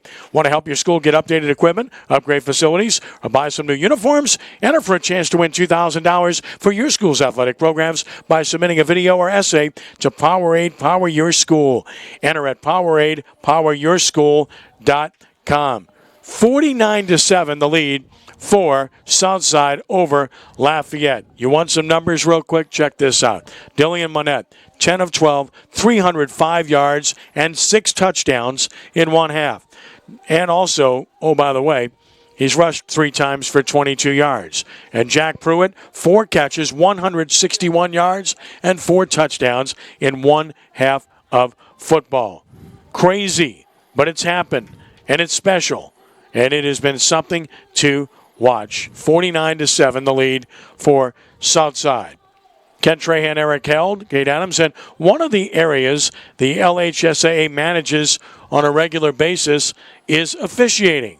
Earlier this week, Kate had the opportunity to visit with Assistant Executive Director of the LHSAA, Mr. Lee Sanders.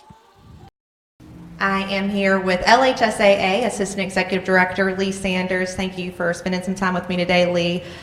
Just want to talk about high school rules in football. A lot of people kind of misinterpret the rules because they're trying to compare it to college rules or pro rules. So kind of go over some examples and give some explanation and tell me how high school works. Okay, so high school rules are governed by a code that's established by the National Federation of High Schools. Each member state sends a voting representative to an annual rules meeting that looks at data. Some states experiment with rules. So for example, this year, high school football, one of the big changes is the 40-25 clock. Well, we looked at last year's rules committee meeting, we looked at data at states that experimented with 40-25. We were able to ask them questions about implementation, challenges to implementation, and so the process is set up so that oftentimes rule changes are first vetted in states. In some cases they are not. The rule change just happens and we adjust accordingly. But it is a process that encourages sharing and communication of ideas between multiple states, between officials, between coaches, and generally speaking, we want rules that support player safety. We want rules that can be coached and can be officiated in an effective manner. While we're talking about rules, anything you kind of see in place that potentially may be a rule change for high schools in the future? I think one issue is the free blocking zone. The free blocking zone essentially is defined as an area where if the free blocking zone exists, certain players who are on the line can block low. When the ball leaves the free blocking zone, by definition, the free blocking zone disintegrates. So when a quarterback's in the shotgun, as the ball is traveling backwards, when it gets to the point where it's moving out of the free blocking zone, sometimes linemen go low, and the rule doesn't clarify whether there should be a difference, for example, between a lineman in a 2-point stance, who might be a little bit more delayed before they can block low, relative to a 3-point or 4-point stance. So I'm looking for clarity about what can be done legally out of the shotgun. I think we're going to continue to see player safety fouls enforced. I think the data shows that football is, by and large, a safe game. We're constantly looking for ways to minimize risk for participants. Our total participation numbers nationwide, football is still a very popular game that, communities all across the nation continue to support. So I think rules will continue to change as the game changes. Well, people here in Louisiana definitely are going to support football, I think, through and through. But as you're talking about these rules, recently, and it really has always been an issue, there's always a lot of criticism when it comes to officials. Probably more criticism, more so now than ever. So kind of talk about maybe why you think officials get criticized so often, and just talk about officiating in general. Well, I think the state of officiating is constantly under scrutiny, if you will. Officials officiating by nature, they're expected to be perfect when they begin the game and improve by the end of the game. So the standards are for officials very, very high. I think right now just society's relationship to authority and the fact that everyone has a cell phone that can become a camera, and the amount of information that's out there. Everyone purports themselves to be an expert in officiating. You and I were discussing earlier, we were at a high school game together watching, and a quarterback in a high school game got outside the tackle box, threw the ball out of bounds, and the fans began to holler, scream loud about a rule that they thought should have been properly enforced. So they were obviously upset with the officiating. And you and I had a conversation about the difference between the high school rule and the college rule and the professional rule. And so sometimes I think there's misinformation. Officials and coaches share the same goal to get the call right. Student athletes share that goal too. So the standard and the expectation is there, and we're excited about what we're doing to support that through film study, through evaluation, and the coaches have been supportive of that as well. Well, officials have definitely been able to utilize technology for those training purposes, like you mentioned just a minute ago. But another way we're going to utilize technology, especially here at the LHSAA, for the games that will be held in the Superdome for the Prep Classic this year, we will have instant replay. So talk about how that process will work and how we're going to be able to utilize it. So instant replay, once again, going back to our high school rules process, at last year's meeting, instant replay was passed for member state associations for postseason play. So in Louisiana, we looked at the possibility of instant replay and decided we wanted to do state championship games. And because of the uncertainty about the site locations for select games, we'll be doing instant replay at non-select games, the games that will be in the Superdome, single A through 5A. The process will be a hybrid of challenge authority, so coaches on the field could challenge calls. We'll also have officials in the booth who can stop the process to review a call, and once again, the goal is to get the call right. We're excited because we're able to add some technology plus expertise. We have numerous individuals in our state who are replay officials at the Division I level whose experience and skill set and expertise will provide great resources and support for us as we implement instant replay in state championship games. Well, being able to utilize that technology will definitely be something new for us here at the LHSAA, so I know that we are excited to start that process this year at the Prep Classic. I would like to bring in one of our coaches that we've got here. We've got Eric Held, our director of the Louisiana High School Coaches Association. Basically, we've been talking about officiating here, Eric, and according to both of you, we've got a former official and a former coach.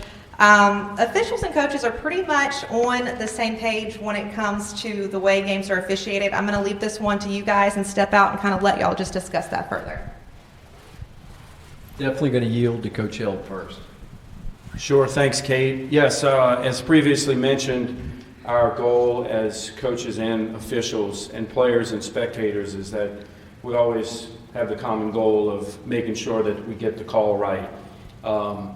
Coaches, players, spectators, officials, hey, we're not perfect, and sometimes the calls are not going to go our way as coaches or players for our team's benefit, and officials are trying their best.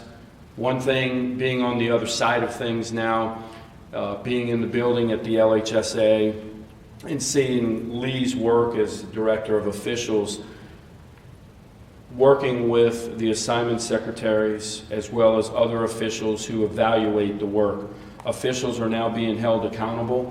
Coaches know this, just like coaches and players are on huddle and have the ability to study game film. Now officials are able to go on there, and it's, as a coach, it's great to see that there's many officials going on there on a daily basis, reviewing game film and reviewing their evaluations, of reviewing the penalty log sheet from each game and wanting to get better. I mean, I would just echo some of the things that Eric said. I think officials have always been accountable. I think now we have some technology tools in place that will foster their reflection at the end of a game. They can go back and look at a foul report, take a look at huddle plays. It fosters some conversation between assignment secretaries and officials, between the state office and local associations. And, you know, the feedback that we get from coaches, we take a look at plays and we try to figure out, you know, did we miss a call or was the call correct? And oftentimes, depending on the perspective of the video and what it shows, sometimes there are going to be gray areas where even two people look at the same play and see different things. I'll give you an example that Kate and I were discussing earlier today. There was a basketball play that was a block charge that was put on the internet by a friend of ours, and he asked the fan base block or charge, and he had a couple hundred responses instantly, and the vote totals 51%, 49% the other way. And so we began to use that as a starting point to say, man, officiating is tough. If these guys can get on the internet and watch the play in slow motion, break it down frame by frame, invite their wife or whoever to come in and offer their thoughts as to what happened, officiating is tough stuff. And in our state, we're fortunate to have some really outstanding officials who work at very high levels. We're 2 weeks away from our state championship crew orientation, which will be here, and we'll bring together crews that will call all state championship games. And our staff, I mean, these guys work at very high levels, but they also watch lots of high school film because they are our evaluators each week, and they know the issues we need to work on to get better, and they're willing to give of themselves to support the game. So we're excited about that. And as I mentioned before, now being in the office and being able to look at those things and see how hard they work at that, and that they are, and they always have been held accountable, but now they're able to use technology to get better. And just like coaches and players watching huddle every day, every weekend when it comes to game planning, wanting to get better using technology as a resource, those officials are doing that. So sure, they're going to miss calls. Yes, as coaches, we're going to be upset, as fans as well. However, as coaches, there's a code of ethics in which to follow, and we always want to use professionalism. That goes both ways with officials. It goes that way with players and spectators as well. Coaches, we're going to get upset. I was one for 25 years. I didn't always agree with the officials. Sometimes I went past that line. However, we need to remember the code of ethics, unwritten code of ethics, and it's written by the NFHS as well, about handling yourself professionally, handling yourself within the rules of sportsmanship, and also not criticizing officials as well, because we need to use this as a great teaching moment, learn how to overcome adverse situations, and use that as a great model for our players that we coach. I would just say you and I were watching some film yesterday, and there was a play where you thought one thing and I thought something else. So sometimes officials and coaches will agree to disagree, and we're not talking about each other. We're talking about what we see on the play that happens between student athletes, application of rules, officiating philosophy, but it's never personal. It's about the play and the result and trying to get it right. As you said, never personal, always about trying to get it right, and that's the goal that both coaches and officials always want to do, handling themselves professionally as well.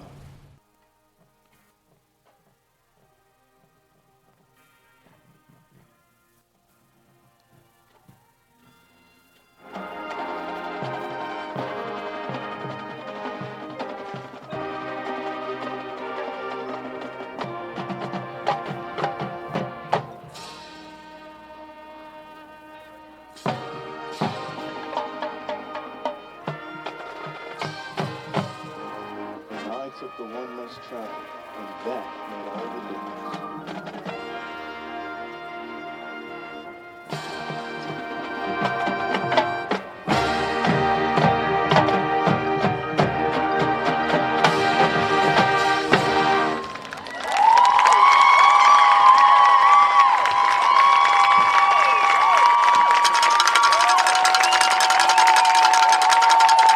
Ladies and gentlemen, the Southside High School marching band. Band staff includes Whitney Applewhite, Aaron Meir, Alex Boone, Kevin Poche, Taylor Knockan, Alexa Petrie, Natalie Mills, and Giselle Hernandez. The band is under the direction of Billy Hockeppel and Chuck Guardian. Let's give it up one more time for your Southside High School marching band.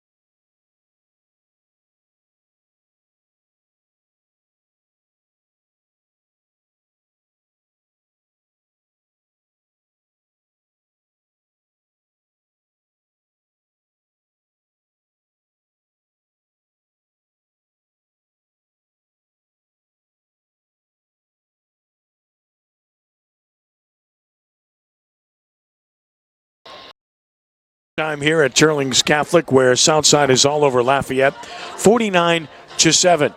Ken Trahan with Eric Held taking a look at the first half numbers in this one. First downs were just about even. Southside had 12, Lafayette 11. Penalties, Southside 1 penalty for 5 yards, Lafayette 7 for 54 yards. Sacks, each team had 1. Turnovers, Lafayette had 1. Rushing yards, Southside with 72, Lafayette with 99.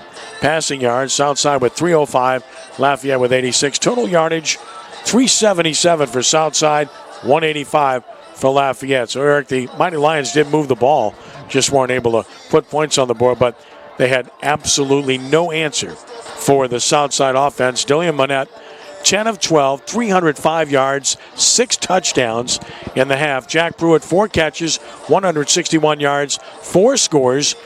Rhett Pelican, 3 catches, 85 yards, and a touchdown. Connor Venedis had 2 catches for 16 yards and a touchdown. Eden Stagg, 1 catch for 32 yards. And rushing, Cedric McDonald finished with 7 carries, 28 yards, and a touchdown. For Lafayette, Zanzonier was 8 of 17, 86 yards. And in the rushing department, Saunier was the leading rusher. He had 8 carries for 42 yards. And in the pass-catching department, Logan Spears, 3 catches, 54 yards. This has just been an exhibition that's been put on by the Southside offense. No answer at all for the Southside offense. Too many weapons. Dylan Monette, great job finding his receivers. His receivers have been wide open. And you mentioned he's 10 for 12. That includes a drop. There's not many things they've done offensively that have been wrong. The thing that has been most impressive, and Coach Fontenot touched on it in his halftime interview with Kate Adams, is his defense. They've given up 7 yards when coming in last week against Sam Houston, they gave up 66 in the loss. The week before, they gave up 35 in a win against Sulphur. The week before that, they gave up 64 in a loss to Acadiana. The week before that, they gave up 41 in a loss to Barb. The offensive explosiveness has been something that we've seen along the way with Southside, but the defense has really woken up for this game, especially after coming off of 4 games where they've given up a ton of points and a ton of yards. Well, what a game tonight in Laplace, where St. Charles Catholic edged Newman 28-27 in a showdown in Division III and in District 11 2A. Probably Lafayette Christian and Notre Dame will be 1-2 in that class. St. Charles Catholic likely 3 now. Newman could be 4 as a result. Hammond leads North Shore 21-7 in the third quarter. Central Catholic 28-0 over Covenant Christian in the third quarter in that contest tonight. St. James 31-0, just continuing to roll over Donaldsonville. There is some good football team there. Just some scores, a whole bunch of scores, because 49 games are being played in Louisiana tonight because of impending expected bad weather Friday night, throughout Louisiana, not just in any one sector, but around the state. So this is an unbelievably busy Thursday night. You can check out LHSAA Twitter account and visit CrescentCitySports.com to get all of the scores from tonight. We get set for the start of the third quarter. This portion of tonight's game is being presented by Riverlands Insurance, meeting all your insurance needs, and a proud recipient of the Top Insurance Workplace Award for 2019 from Insurance Business America. That's Riverlands Insurance. Ready to go, second half. Gilbo to kick it off. Does so. Hits it high. Returnable from the 5. Across the field. Room. They've had good kick returns all night. Big one here. Across the 40 and out to the 45. Therese Landry. That's one thing Southside has to work on, is its kick coverage. Assumption beat Ellender 40-0 tonight. With that, let's check in with Kate Adams on the sideline. Kate? Caught up with Lions head coach at the half, basically asked him what his message to the team was. He said, look, don't worry at the score. Don't even look at it. Stay in the game. You guys have got to do the best you can and just act like it is a new game. Back to you. Yeah, it's the right approach, Kate. Thank you. Given the circumstances, what else can you possibly convey? Lafayette good field position at its 45 to start the second half. And a fake and a keep. Good job on the fake. Good job on the run. and a gain of about 9 yards, close to a first down. Saunier might have it. They're going to give him the mark at the 45 of Southside. Got a favorable mark and a first down. Taken down by number 5, Lucas Cornute of the defense. Nice run fake to the left of the offense for Lafayette. First and 10, Lions. Rides it like you would in a triple option, and then has the other back in your split back formation trail you for the pitch back. Inside run. Derez Landry had a good kick return, gets 4 to the 41. Saunier's been their best runner tonight, hasn't he? He has been. Got a player down now, which will stop play. Landry on the carry. Not one, but 2 Taken down by School of Sharks. Sharks are down. Well, that's unusual. We have an injury on the field. One of them down is 27. That's Kaipo Pasquale, the linebacker.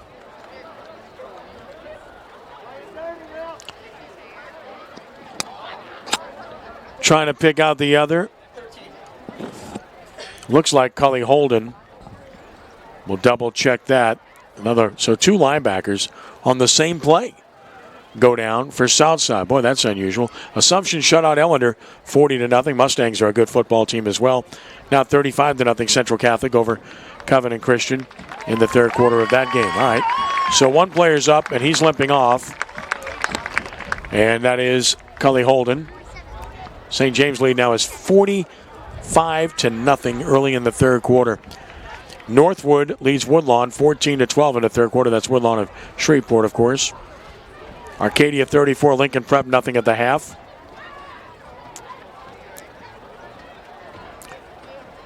Country Day, Wallet, Ben Franklin 59-7 was the final.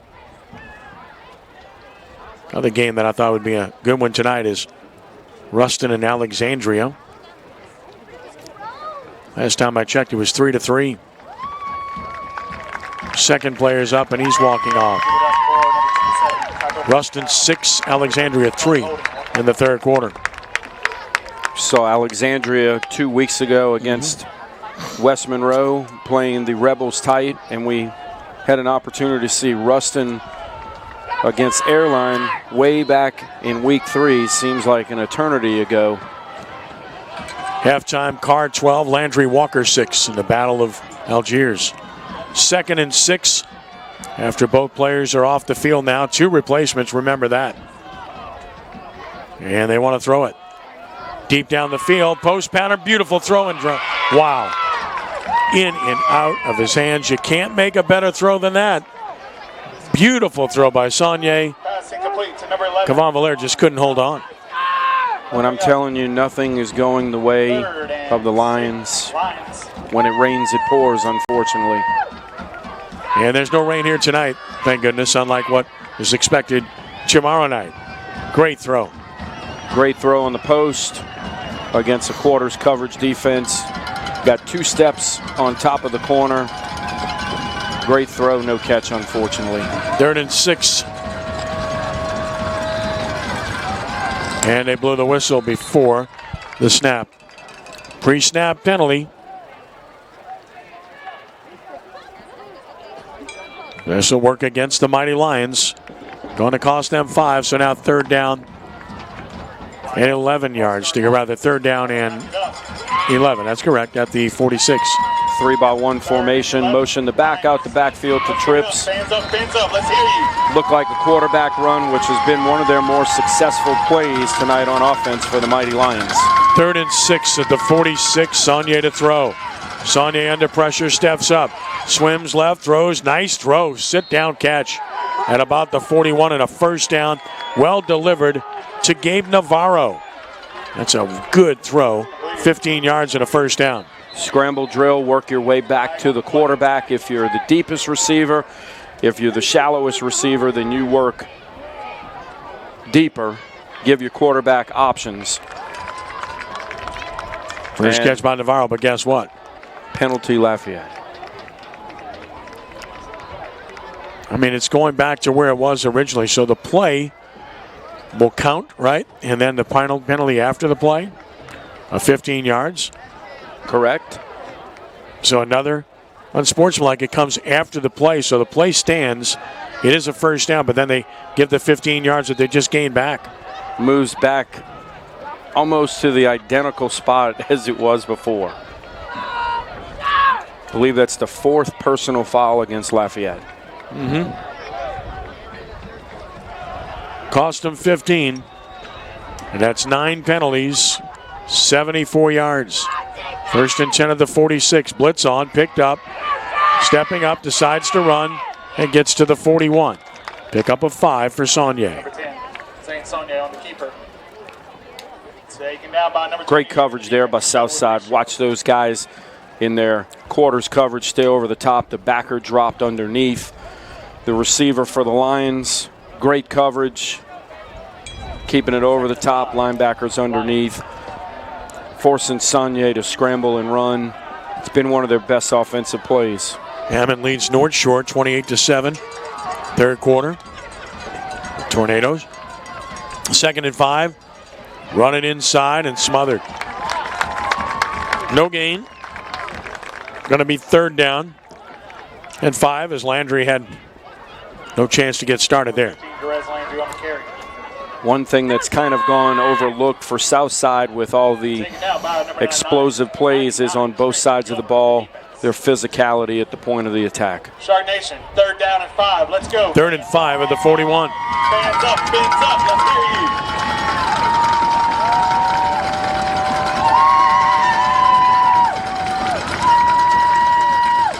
Option play. Keeps bangs for the 1st down across the 35 to the 34. Saunier is a good player, and he's competing hard. 7 yards. Mentioned that, competing hard, down 6 touchdowns into the 3rd quarter. Guys playing his rear end off. Great effort for Zane Saunier. Definite leader for this offense. 1st and 10 at the 34 after the 7-yard run. 8:40 and counting 3rd quarter. Opening possession of the 2nd half. 49-7 Southside.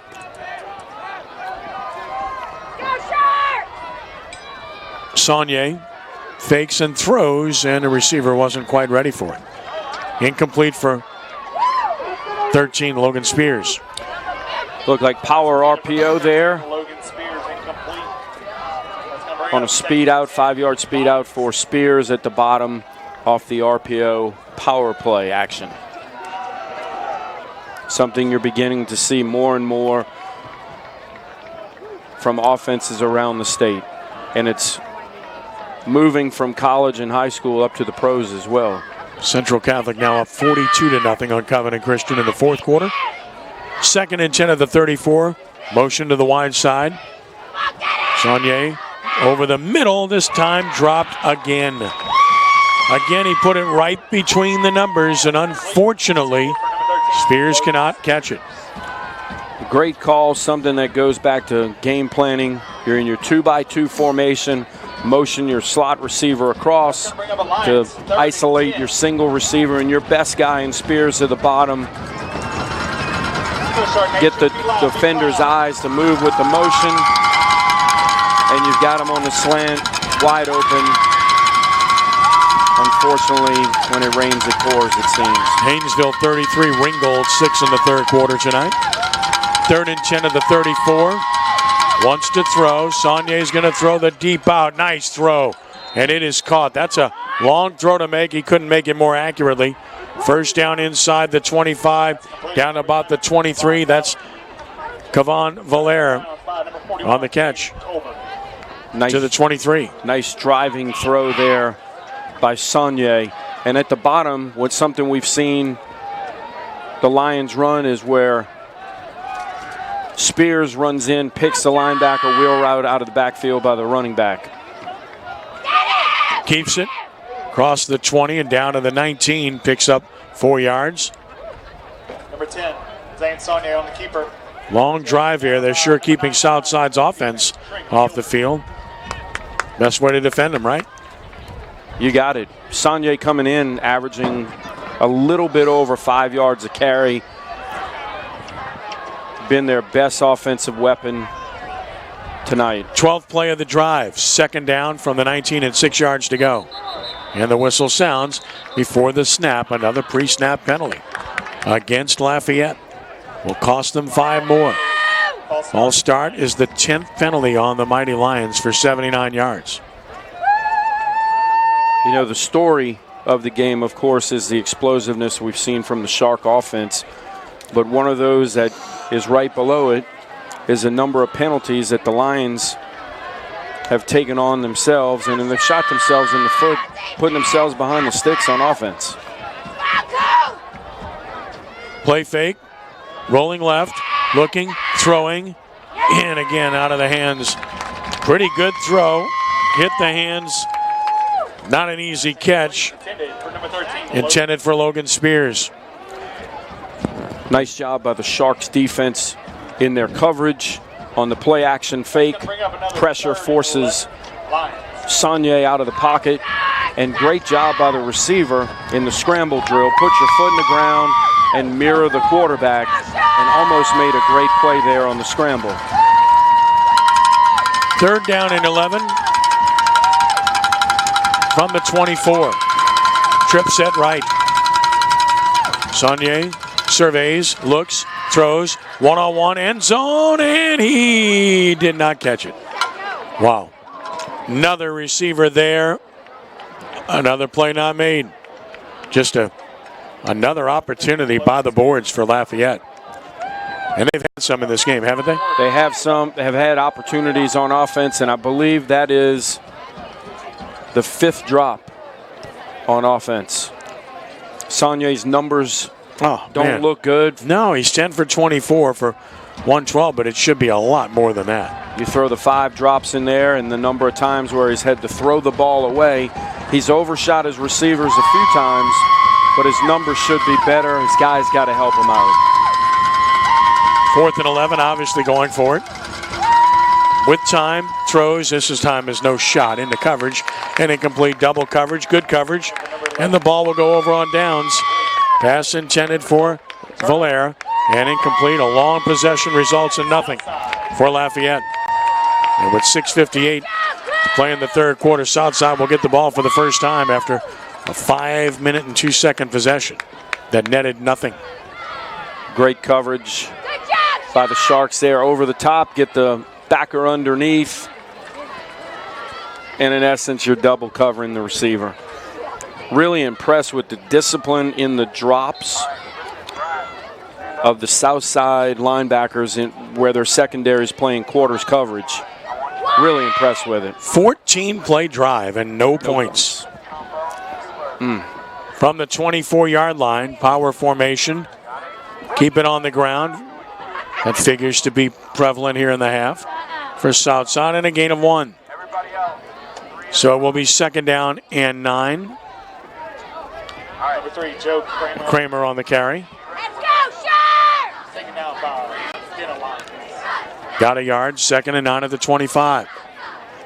Even when you're up by 6 touchdowns in the 3rd quarter, you still want to work on your running game, and you still want to throw the ball. You don't have to take deep shots, but you want to work on some concepts in your passing game with your starters so that they can work into the deeper parts of this 3rd quarter. Rifle formation again. 2 running backs, one next to the quarterback, one directly behind him. The one behind him gets it and tackled immediately as Kramer for a loss of a yard on the play in the arms of Oliver Craddock, best player on defense for Lafayette. You mentioned Craddock. Craddock is their Sam backer, their money linebacker, as they call in their defensive terminology. Leading tackler coming in with 49 tackles, 1 for a loss. That one went for a loss right there. 2 defensive touchdowns on the season for Craddock. 3rd and 10, likely throwing now. Lafayette showing blitz. Monette taking his time. All-out blitz coming here. Got it off. Outside. Back shoulder incomplete. So the pressure, and I was going to say that in the first half. I'm surprised they hadn't come after him more. They do here, and it pays off. Like you said, that's something they've got to do somewhere along the way in the 2nd quarter when you're hitting receivers that are wide open, and you need to apply that pressure. And that's an example there. Hey, some people may say you're up 6 touchdowns, get Monette out of there, but you've got to be in a situation where your offensive linemen and your running backs are working live pass pro reps. A rare punt and a bad snap. Won't get it off. Ball's on the ground. Lafayette has it, and they're going to be down at about the 9-yard line. So a bad snap from center gives Lafayette a great opportunity here with the football inside the 10-yard line. Coming up with it is Braylon Celestine, and the snap was simply too high there for the punter, Pruitt. One of the few negative things that have gone the way of Southside for tonight. You're up 6 touchdowns. You still are going to coach your rear end off as a coach, and that's unacceptable. Still got to play a clean game, and you don't want to look sloppy. Get it at the Southside 9. Do the Mighty Lions. And they go with a power formation. And an easy touchdown. Running right, scoring easily off the right side. Untouched is Oliver Craddock, who got a carry. So they put Craddock on offense, and it pays off with a 9-yard touchdown run. And it's 49-13. One of the best players on the team. Thought we might have seen him in the backfield early on, especially in some of those short yardage situations where the Lions had 3rd and 1, 4th and 1, 3rd and 2 to really bang it in there. Good to see Craddock get in there, a player that definitely hasn't quit tonight. Como for the extra point. Como has it up, and he has it through. And with 5:18 to play in the third, it's now Southside 49 and Lafayette 14. They took advantage of the miscue by Southside. Took them one play to do so. And that comes off of the long 14-play drive that came for naught at the beginning of the third quarter. You don't come up with anything on offense, but then the miscue, because of the field position you put Southside in, you take advantage of it, and that's something that's good to see from Lafayette. Kate mentioned at halftime with her interview with Coach Poole for Lafayette, hey guys, continue to play hard. Don't look at the scoreboard. Don't look at the result. And that's something that he's coached all year. Be 1-0, win the next rep. And when you've done that all spring, all summer, August, September, and now into October, those kids live that. And they're going to be receptive and responsive to it. We saw it right there. Acadiana 56, Sam Houston 41 at the half. Unbelievable.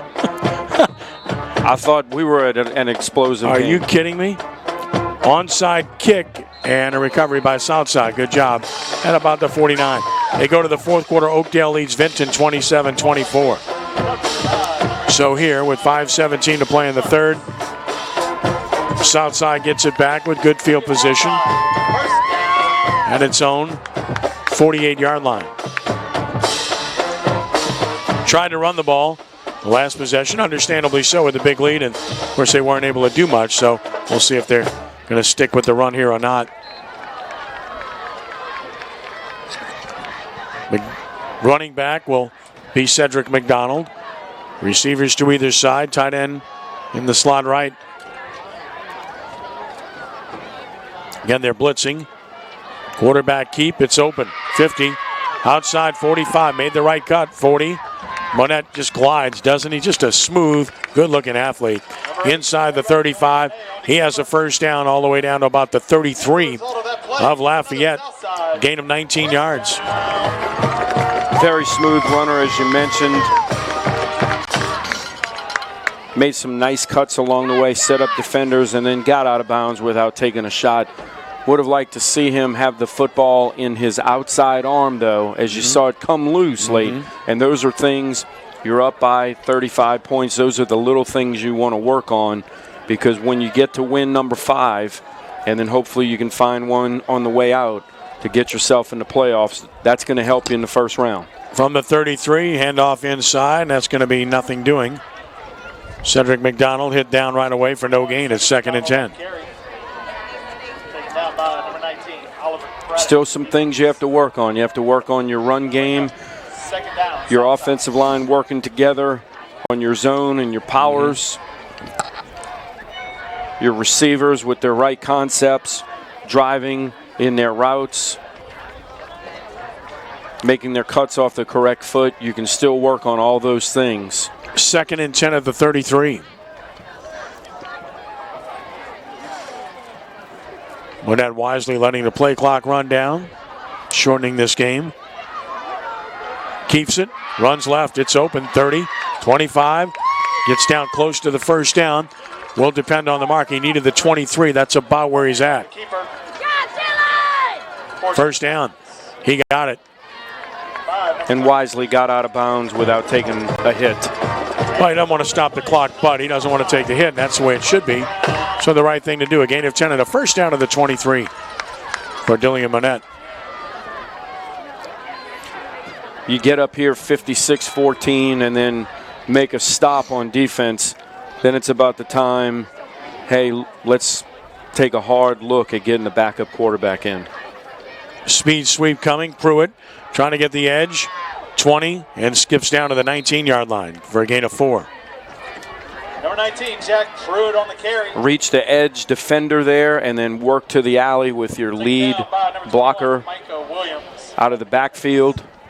Sometimes, depending on the front that you play, you'll see a pulling guard. It's going to bring up Southside, 2nd and 6. If the nose is shaded to the side of the play side guard, the guard may block down, and you'll see the center pull on a speed sweep sometimes. Real interesting scheme you'll see sometimes on Saturdays. Central Catholic shut out Covenant Christian. Final 49-0. Central Catholic a winner. Hammond leads North Shore 28-14 third quarter. And a whistle before the snap.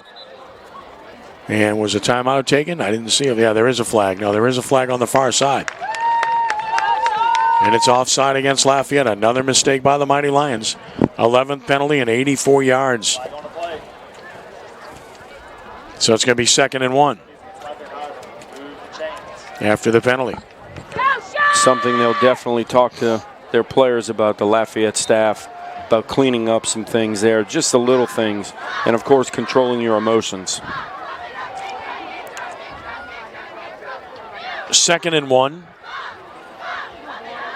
Monette with McDonald behind him. And just letting the play clock run down every time now. That's instructed by the bench. Give to McDonald. He has a first down. As he fights inside the 10, he'll have a 1st and goal at the 9. Gain of 5 for Cedric. 1st and goal, Sharks. Great job of continuing to move your feet, move forward, and a great push and 2nd and 3rd effort from the offensive line with their assist, a first down run from McDonald. To the 9-yard line. Hammond scored again. They lead North Shore 35-14 in the third quarter. Whistle sounds official timeout here. Union Parish up 33-12 third quarter in their game tonight. Union Parish, a dangerous 3A team.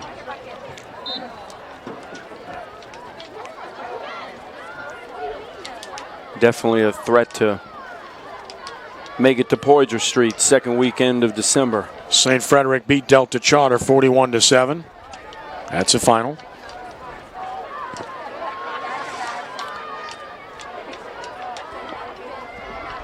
Snap it. Run it inside. McDonald going to be hit and stopped at about the 6. So McDonald able to get it forward to the 6-yard line, where it's 2nd and goal on a gain of 3. Clock pushing below 2 minutes to play in the third quarter now. Like that by head coach Josh Fontenot, who's also the play caller for the Sharks, shortening the game, reducing the number of snaps that are taken by his offense. Fontenot, player for Nickel State back in the late 90s, in the early 2000s, started his coaching career as a student assistant. Got to hurry this. Grad assistant. Play clock to 2, play clock to 1, and they just got it off. Inside run, McDonald, he crawls toward the end zone, and he is not in, or stopped at the 1. So just short, McDonald got 5 at the 1-yard line, where it's going to be 3rd down and goal. 40-second clock operator doing a great job. Instead of hitting the button right away, waiting just a few seconds to get it started, understanding the scope of this game, how it's playing out right now. 3rd and goal from the 1. Under a minute to play in the third quarter. Doing it all on the ground here are the Sharks on this drive. Again, play clock down to 6 as they hit the line of scrimmage. Got it off, running inside. McDonald is into the end zone for a touchdown. So Cedric McDonald with his second score of the game. And it's 55-14.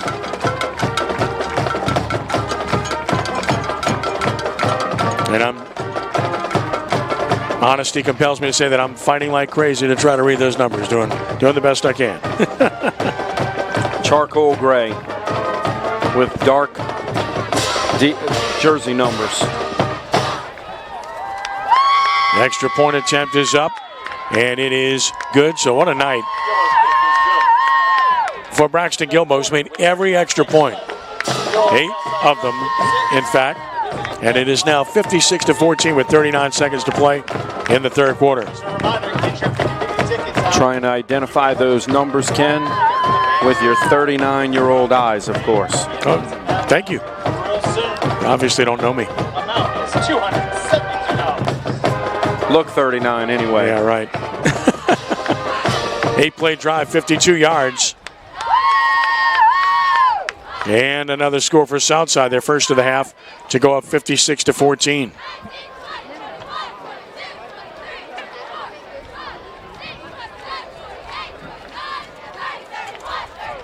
Gilbo will kick a ball once more. She's done all night.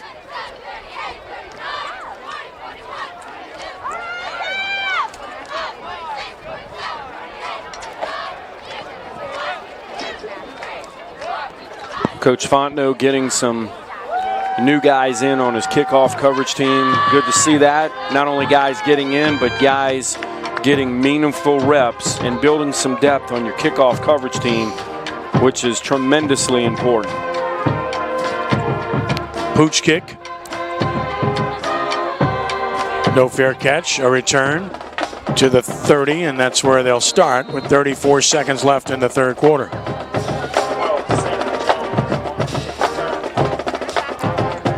Mighty Lions, who have had a pretty good quarter offensively, back to work here. They moved the ball, they just haven't been able to finish drives. A lot of drops have been a big part of it, yep. Penalties have been a part of it. Get a gain, get a first down, penalty, move back behind the sticks. Sam, the running back. Quick throw is caught across the 35 and out to about the 39-yard line. Catch made by DeAndre Glog. 9-yard gain. 2nd and 1. Play action off the inside zone on a slant. Should be the final play of the quarter. Sam on a cutback gets the first down to the 44. Picks up 5 as the third quarter will come to a close. And at the end of 3 quarters here at Sterling Catholic High School, 56-14 Southside with the lead over Lafayette. Back with our fourth quarter in a moment.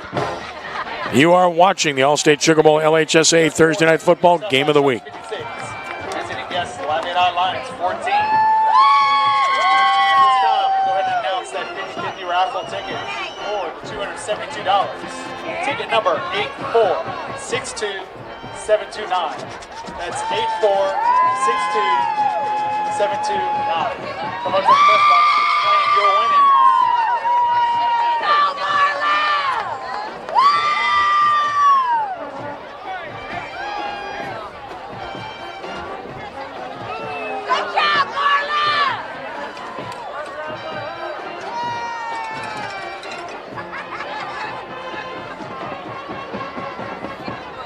Special thanks again to tonight's game day sponsor.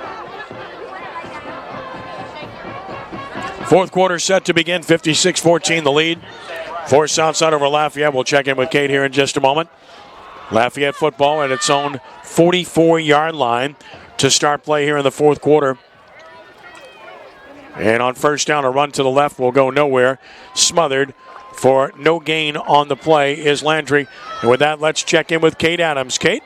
Thanks, Ken. Well, look, I think I need to get in on this color conversation. I'm going to say it's a graphite gray over here on the sideline, but in all seriousness, though, with a lead like the Sharks have, you would think, all right, what's going on? But the coaches continue to coach their Sharks. Coach Fontenot telling his offense, look, stay patient if they don't make the plays right away, stay in the game. And on the defensive side of the ball, basically, look, expect from every play from Lafayette that they are going to try to go for a touchdown, so just be ready. Back to you. Yep, I would think that would be the case. Thanks, Kate. As here's a run by Oliver Craddock, who had the touchdown earlier, to the 49, a gain of 4. So Craddock gets 4. It's 3rd down and 5 as the fourth quarter is underway now. 3rd and 5 from the 49-yard line.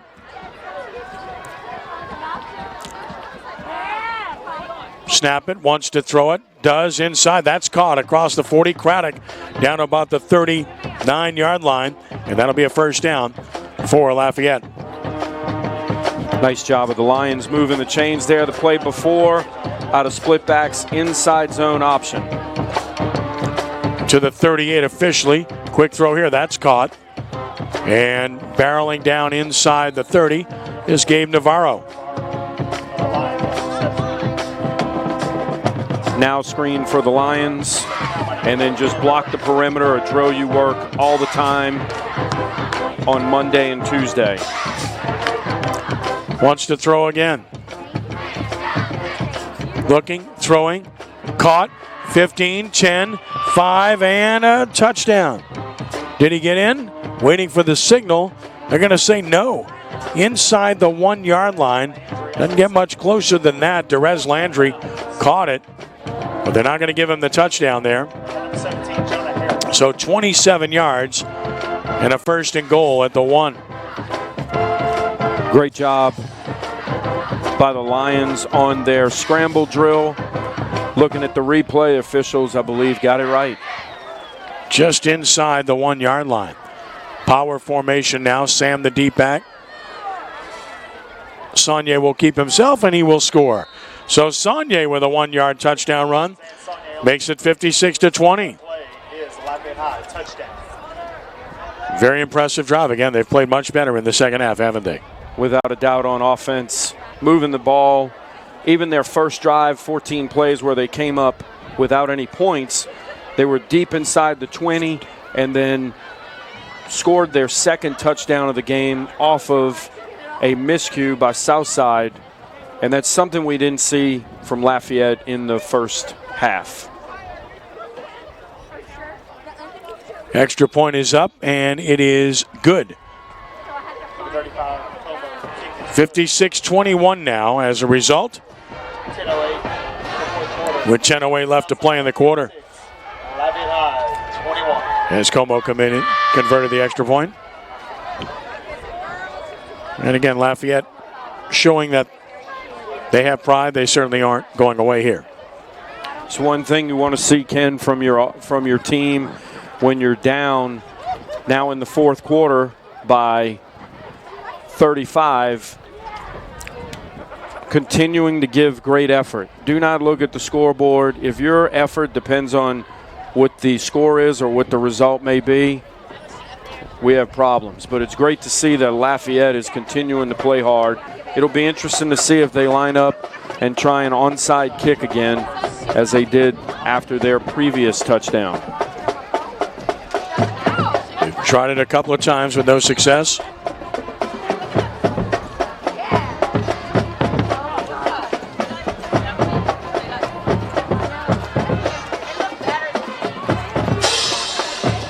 Fake it, kick it.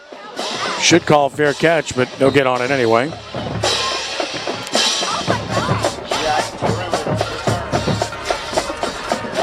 Nice play by the hands team for Southside. Carr's lead over Landry Walker is now just 12-8 late third quarter. Wow. You don't get very many opportunities on a hands team. You do during the week a few times.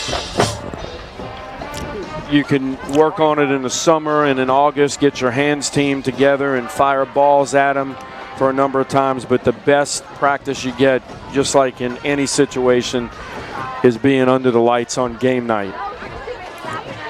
Southside back on the field offensively.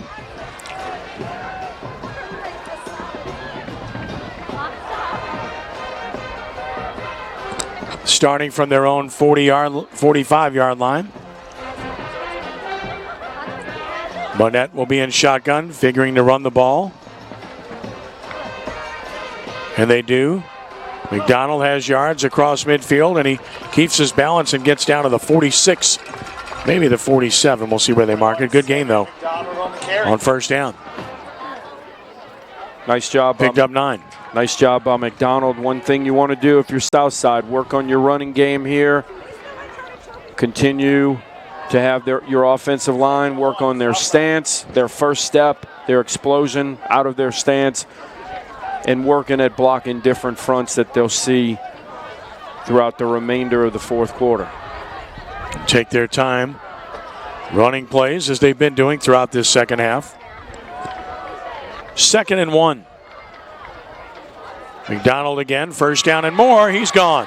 Cedric McDonald will have his 3rd touchdown of the game as he sprints into the end zone from 46 yards out, 62-21. Talk about popping wide open.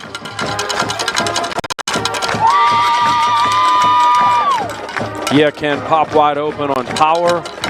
He cut it back a little bit where you're blocking the defenders by blocking down, but that's okay because if you do cut back on power, you better score.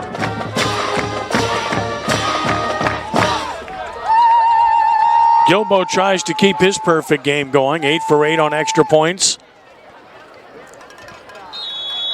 And he is now 9 for 9 with 6:13 to play. 63-21, the lead for Southside. Well, we said that these teams could score. One has scored a lot more than the other, but they put up 84 points in this game. Not unexpectedly. I think if Vegas was setting a line on this game, you would still have the over. No doubt. But they're not. And thankfully they don't. No kidding.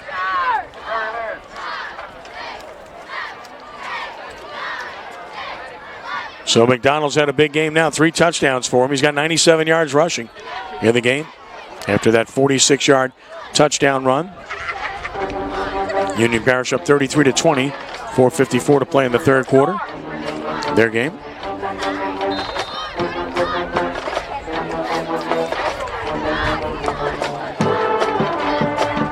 And Gilbo again.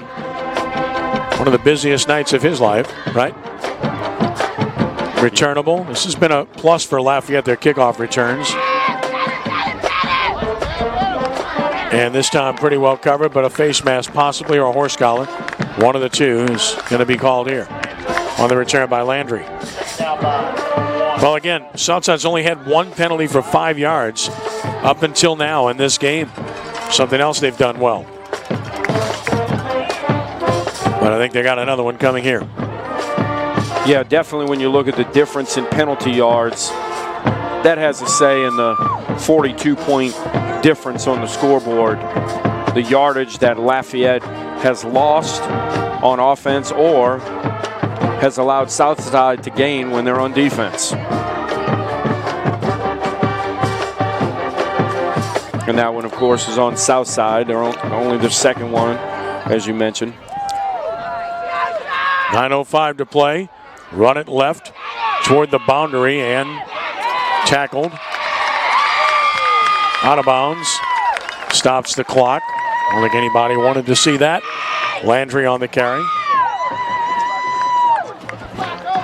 So Landry tackled at the 35, a loss of 1 at 2nd and 11. Nice tackle on Landry. Good to see the assistant coach get up.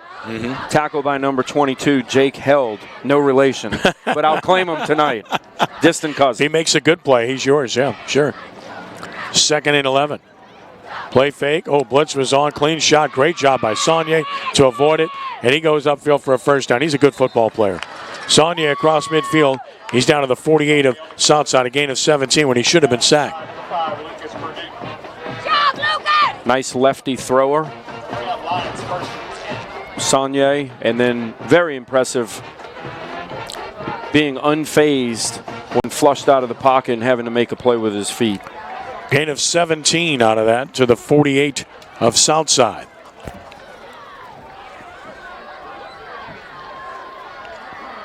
Play fake, throw it, catch it.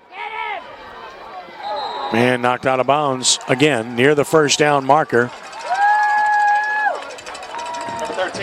That catch was made by 13, Logan Spears. Play action speed out to Spears. Gain of 11, another first down. One of their more popularly called plays tonight. At the 37-yard line now. Run by Sam. Will get him about 4. To the 33. Jason Sam on the carry. It's really neat to see for Jason Sam. You mentioned the diminutive running back getting lost in there, but really moving the pile. Saw him on the field before the game. If he is 5'4" with his helmet, I'm shocked. But good to see him move the pile and be physical and fall forward. To the 33, 2nd and 6, and he'll get the ball again. Grabbed by the shirt, really good defensive play. We'll stop him. That was just a really good job not allowing the running back to get to the edge. 28, Shelwood. Richard on the tackle, the junior. Taken down for a loss by number 28, Shelwood. Richard doing the job. Loss of 1, and it's 3rd and 7. Richard, the 3rd leading tackler on the Shark defense, coming in with 27 stops on the season. 3rd and 7 of the 34. Saunier wants to throw it and does. Caught to the boundary and bumped out of bounds. Just short of the first down. Catch was made by number 40, Elliott Washington, the tight end. It's impressive about that Saunier knockdown. It's happened a few times. And a few times on completions as well. Good to see him staying there unrattled, unfazed, continuing to play hard. Impressive player for the Lions. 4th and 2 at the 29. Fake it, pitch it to the edge, first down and more, and maybe a touchdown. Stayed in bounds. Did he get in? Sure looked like he did, or no, they're going to say out of bounds of the 2. Boy, you talk about tight-roping the sideline. Landry did a really good job. He's knocked out of bounds of the 2, 1st and goal after a gain of 27. Zone option play. They've been doing it out of split backs. This time Craddock lined up to the left of Saunier. Fake the zone run with Craddock and get it to Landry on the option fake. 1st and goal at the 2-yard line. Quick snap, run it left to the 1. Craddock is not going to get in. Stopped at the 1. It's going to be 2nd and goal from the 1. Stonewalled a little bit. Got a little concern there for Craddock when he was hit and ran into that wall of humanity. Stopped moving his feet. A lot of times that's when an injury happens. Keep moving your feet. 2nd and goal of the 1. Under 7 minutes left to play.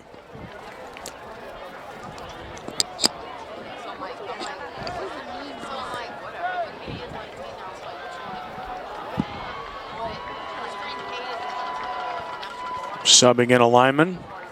It's Lafayette. 2nd and 2, Lions. 2nd and goal from the 1. New center. Yes, sir.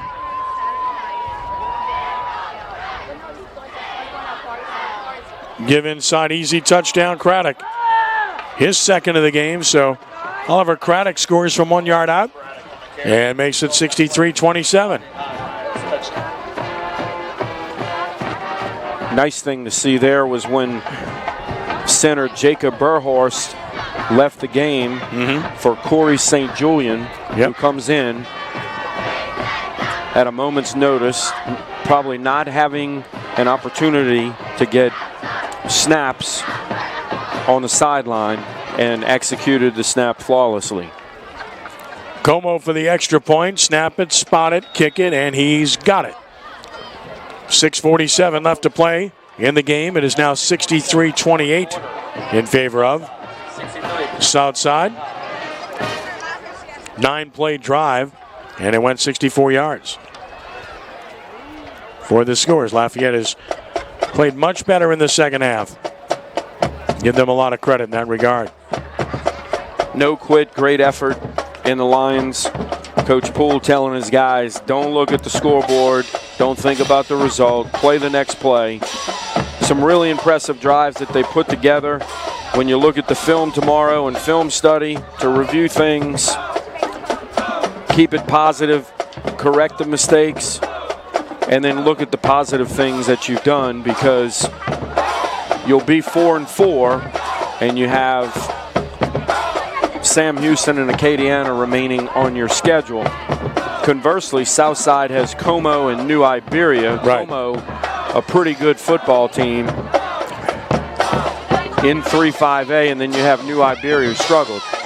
Landry Walker recovers a fumble, returns it 99 yards for a touchdown. 14-12, Charging Bucks lead Carr with 11:42 left in the game.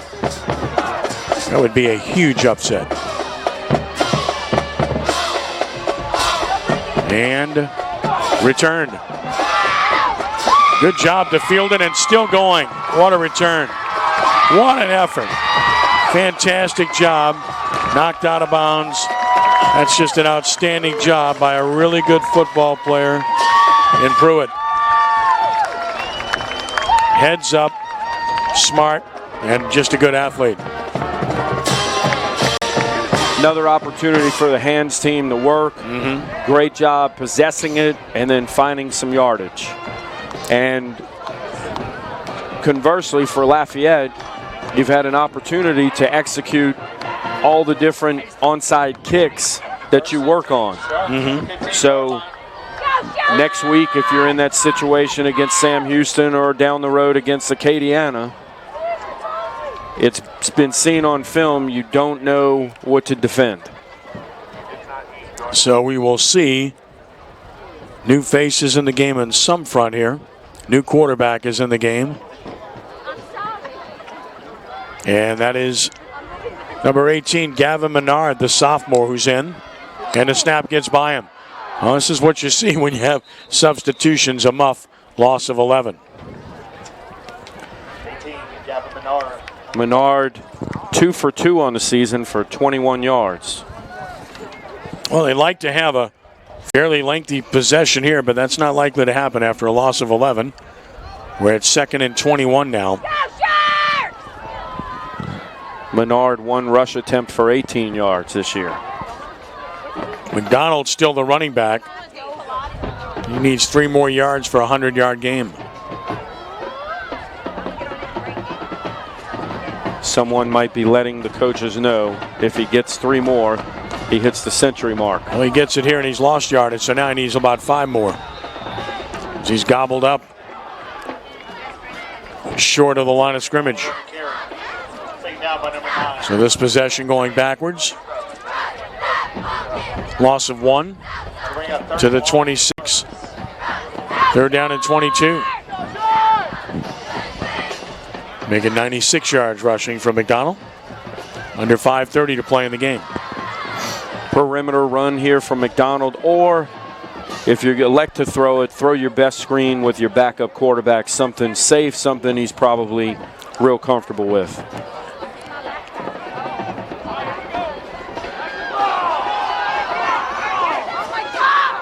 Menard will survey, and now we'll get a whistle, and it's going to be too much time.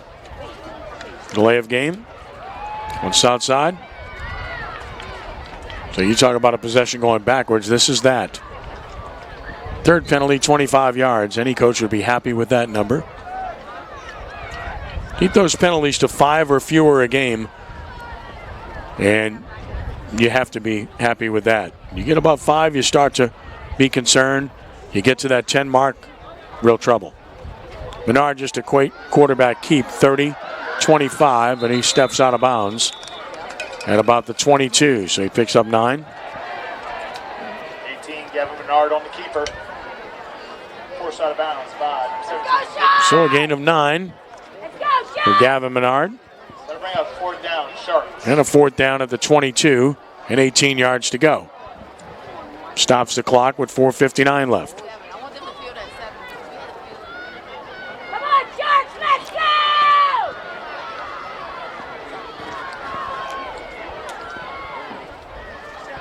4th down and 9. Excuse me, 4th down and 18. And a straight give to McDonald. That'll get him to about the 20, to the 16, I should say. A gain of 6. That'll put him over 100 yards. But the ball will go over on downs. So McDonald now with 102 yards rushing and 3 touchdowns. And the ball will go over on downs with 4:54 to play to Lafayette. Trying to get some more points on the board here.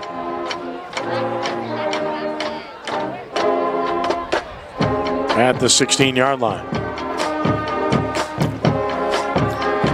So we saw different players on the field for Southside on that offensive possession.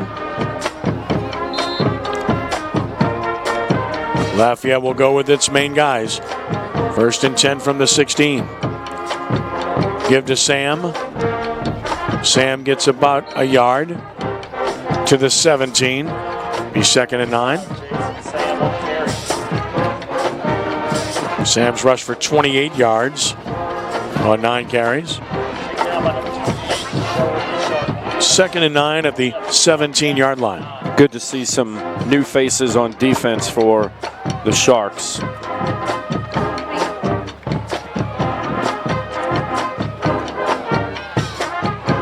Fake it, keep it. Saunier tackled hard at about the 21. Defense stayed home. It's a gain of 4. And it's 3rd and 5. Saunier now at 91 yards rushing. Southside number 5, Lucas Purdue. On 15 carries with a touchdown. As we go under 4 minutes left to play.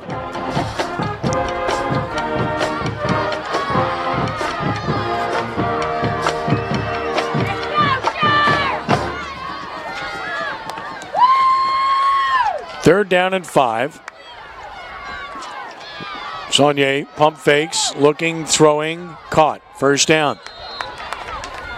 Across the 25 and out to the 27-yard line is Logan Spears for a gain of 6. Move the chains. Logan Spears on the reception. Taken down by number 1, Dawson. Great job of the Lions just continuing to fight, their effort. Saunier is a heck of a player for the Lions. And now nothing happening here. A loss on the play of a yard or 2. As Landry was smothered. Sam on the carry. Taken down by That was 5, Landry, I believe it was. Who's in the game? 2nd and 12. Running back, loss of 2, 2nd and 12. Little difficulty in the mesh there between quarterback and running back. Ball's on the floor. Good to see him recover it. Quarterback draw. Sugar tackle. Saunier is in the open. Could go. Saunier, foot race. Saunier still going. Saunier will dive for the end zone and score. Touchdown, 75 yards. Zan Saunier, as he continues his outstanding game. And Lafayette's scored again. Tremendous effort for Saunier. Come on, boys! Great leader by example from your quarterback. Down a number of touchdowns throughout the course of the game. Kid continues to play hard. And a tremendous effort and a great job of blocking there by Logan Spears. And just the will to get in the end zone the last 5 yards. Wanted it more than the defender. Great job. Como puts it up and puts it in. We've seen good kicking tonight, haven't we? And with 2:47 to play, 63-35. We said it would be high scoring. We weren't lying. Lafayette High, 35. Total of 98. And counting. Still have 2:47 left. Yeah, man. I think from what we've seen, it would be safe to say someone finds the end zone before it's over. Good shot at that. And again, we talked about Southside being a first-year varsity program in Class 5A, played JV the first 2 years of existence and just the progress and how fast this program's developed from one year to the next. As I mentioned earlier, Southside was life or death on their final drive with their JV last year, which is now their varsity, to defeat Opelousas Catholic, who's a solid 1A team. And then the progression that they've made from last October to this October, incredible how fast they've moved. Just hit this one deep and bounces into the end zone with 2:47 left. Southside will have the football.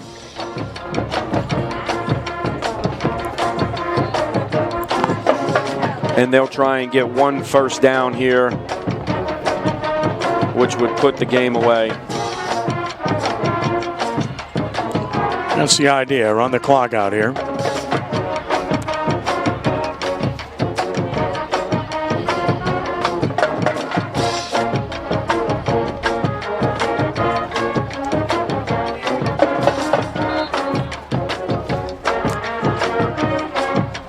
So they'll start from the 20.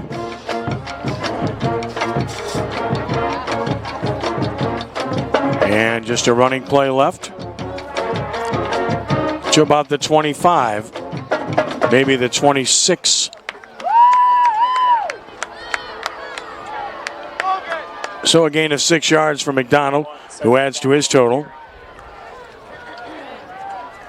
Taken down by number 8. They'll run the play clock down again. And sure. You get one first down. You can pretty much take a knee from here on out if you want to. 2nd down and 4 at the 26. Don't have to run this play until about 2 minutes left in the game.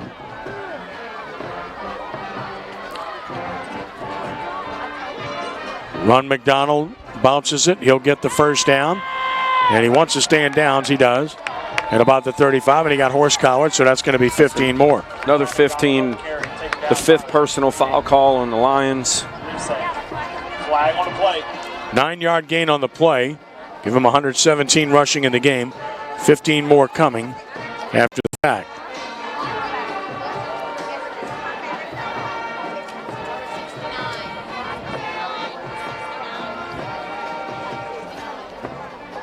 $15 yards on the face mask it is.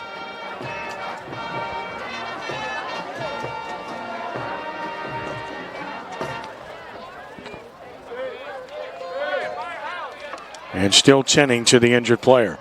Hate seeing that. 12 penalties, 99 yards. He is up now. Looks like he'll be okay. You hate Logan to see McDuffie was the injured player, the lineman. But he's up, and that's good. Hate to see an injury with 1:52 left in the game. Right, anytime, but certainly when the game's well decided. So, 99 yards, 12 penalties now for Lafayette. 1:52 left. At midfield.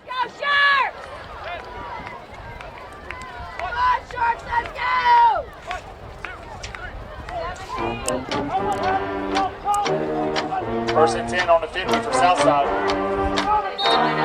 Now they wind the clock.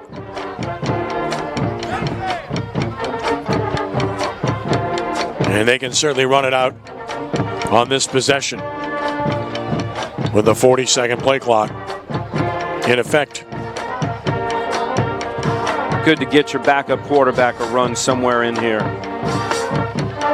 Inside run. McDonald gets more. 6 more, in fact, to the 44 of Lafayette. Now has 123 yards rushing. 2 more snaps should do it here. Got 7 yards to the 43. Second and 3. Under a minute to play. Gabe will visit with winning coach Josh Fontenot when this one's done. This snap should be it. It was, and they take a knee wisely. smart move. Number 18, Captain Hart takes a knee. And that will do it. So the Southside Sharks have gotten it done tonight in big fashion. 63-35 over Lafayette High. Just an impressive performance here tonight by Southside. They were just tremendous offensively in this game. They were tremendous offensively, and in the first half, just surrendering 7 points, where they came in allowing 36.6 points a game on defense. So they were, you look at the point differential, they were minus 3.2. And on the other hand, you had Lafayette, who was plus 8 in the point differential, offense to defense. So the story of the game, of course, was the amount of yards, the explosiveness, the scores that the Southside offense put up. But of course, the first half defensive effort was something really good to see when they've given up a lot of yards and points in their 4 previous games. Vinton beat Oakdale. Actually, they didn't beat him yet. It's not over. Yeah, it is. It's final now. Vinton 38, Oakdale 34. Good game tonight. So very impressive 63-35 win here for Southside over Lafayette. Southside proves to 5-3, 2-3 in District 3 5A. Lafayette drops to 4-4, 1-4 in league play. Big win in terms of trying to make the playoffs for this program in its infancy. And Kate Adams has got Coach Josh Fontenot with her, so let's go live to Kate now. Kate, take it away.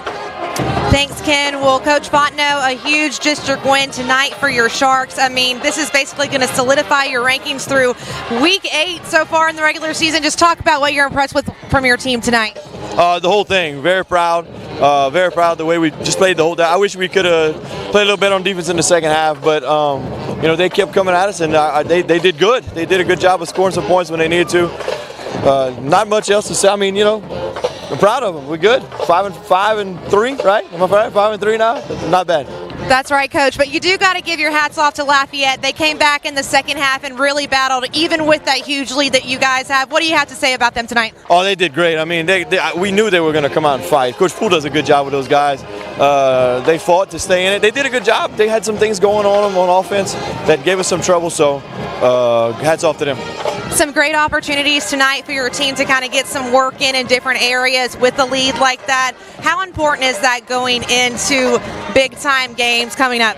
Well, you don't want to ever leave a game feeling like you didn't play sharp. I thought we played sharp. Like I said, we could have played better on defense in the second half, but we played sharp for the most part, so I'm proud.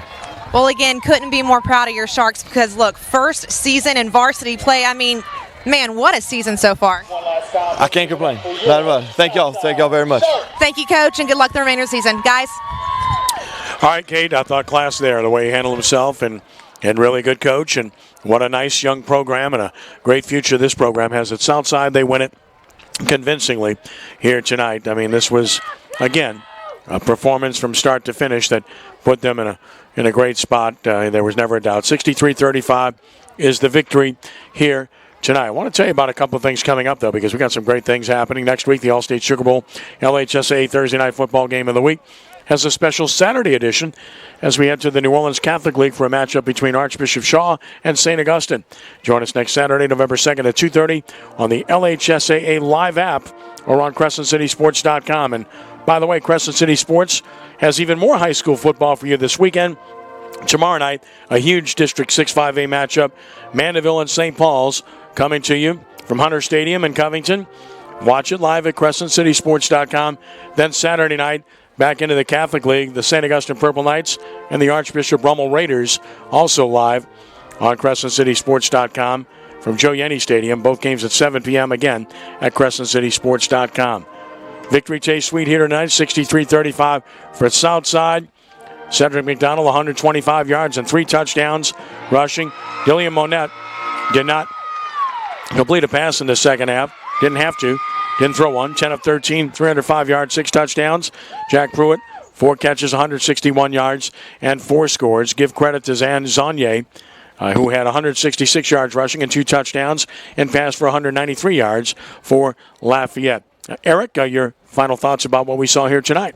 just think the explosiveness from the beginning of the game, the first play, recovering the onside kick attempt, and then scoring very quickly, and then scoring on a one-play drive on the second play, and then racing out to a 21-0 lead. You kind of saw the story of things to come for tonight, but very impressed with the Southside Sharks. And you can't say it enough. First year of varsity play and at the 5A level. And here's a team that is 5-3 after week 8. It's kind of unbelievable. It's something you don't see. They have Como next, which is a game in which they can compete and win. Como's a really good team, coached by Doug Dotson. Yep. And then New Iberia in week 10. And certainly you have to feel good where they are in the power ratings. They came in, I believe, number 24 in the Class 5A power ratings. Another win definitely gets them in. If they finish 5-5, they're going to be on the fringes there because certainly after 8 weeks, they'll be somewhere around number 20, number 18. Right. Quite possibly. So you have to feel pretty good, but again, the goal's right there in front of you. Learn from this game. Let's get better at some things that we need to improve on, clean some things up, and then the focus is on Como next week. And you try to take something positive out of this if you're Coach Poole on the other side, and I guess that would be the fact that your team did compete well in the second half. Yeah, Ken, you didn't see any quit, and that's a good thing. I thought the body language of the Lafayette players was still positive. They were still running to the football, and on offense they were still wanting to gain yards, still wanting to finish the game. Coach Poole challenged his guys at halftime when they were down a number of touchdowns. Continue to great effort, give great effort, continue to work on things that we've been working on since last spring. And, of course, their mantra has been to be 1-0, win the next rep, win every day, win that rep, and be positive, and you get to see that. But, again, just knowing where Southside's come from, where they were practicing in a field behind a church 2 springs ago, and knowing their first game was 2 years away, their first game for real as a varsity team, and dressing in the parking lot, traveling to practice, right. A lot of blue-collar kids, all the community support in raising money to get a nice practice field on campus, and then hopefully in 3 to 5 years they can play games in their stadium. But really liked what I saw from Southside. Eric, it's been a pleasure. Thank you. We look forward to doing it again next week. Sure thing, Ken. Be good to get to New Orleans and see some Catholic League action. All right. Thanks for joining us. Next week, the Allstate Sugar Bowl LHSAA Thursday Night Football Game of the Week has a special Saturday edition as we head to New Orleans Catholic League for a matchup between Archbishop Shaw and St. Augustine. Join us next Saturday, November 2nd at 2:30. Once again, your final score tonight was Southside 63, Lafayette 35. For Eric Held, Kate Adams, and our entire Crescent City Sports production team led by Chip and Matt, we appreciate them tonight as well. Now this is Ken Trahan saying thank you for joining us and be a good sport. God bless you one and all. We are rounding third and heading home. So long.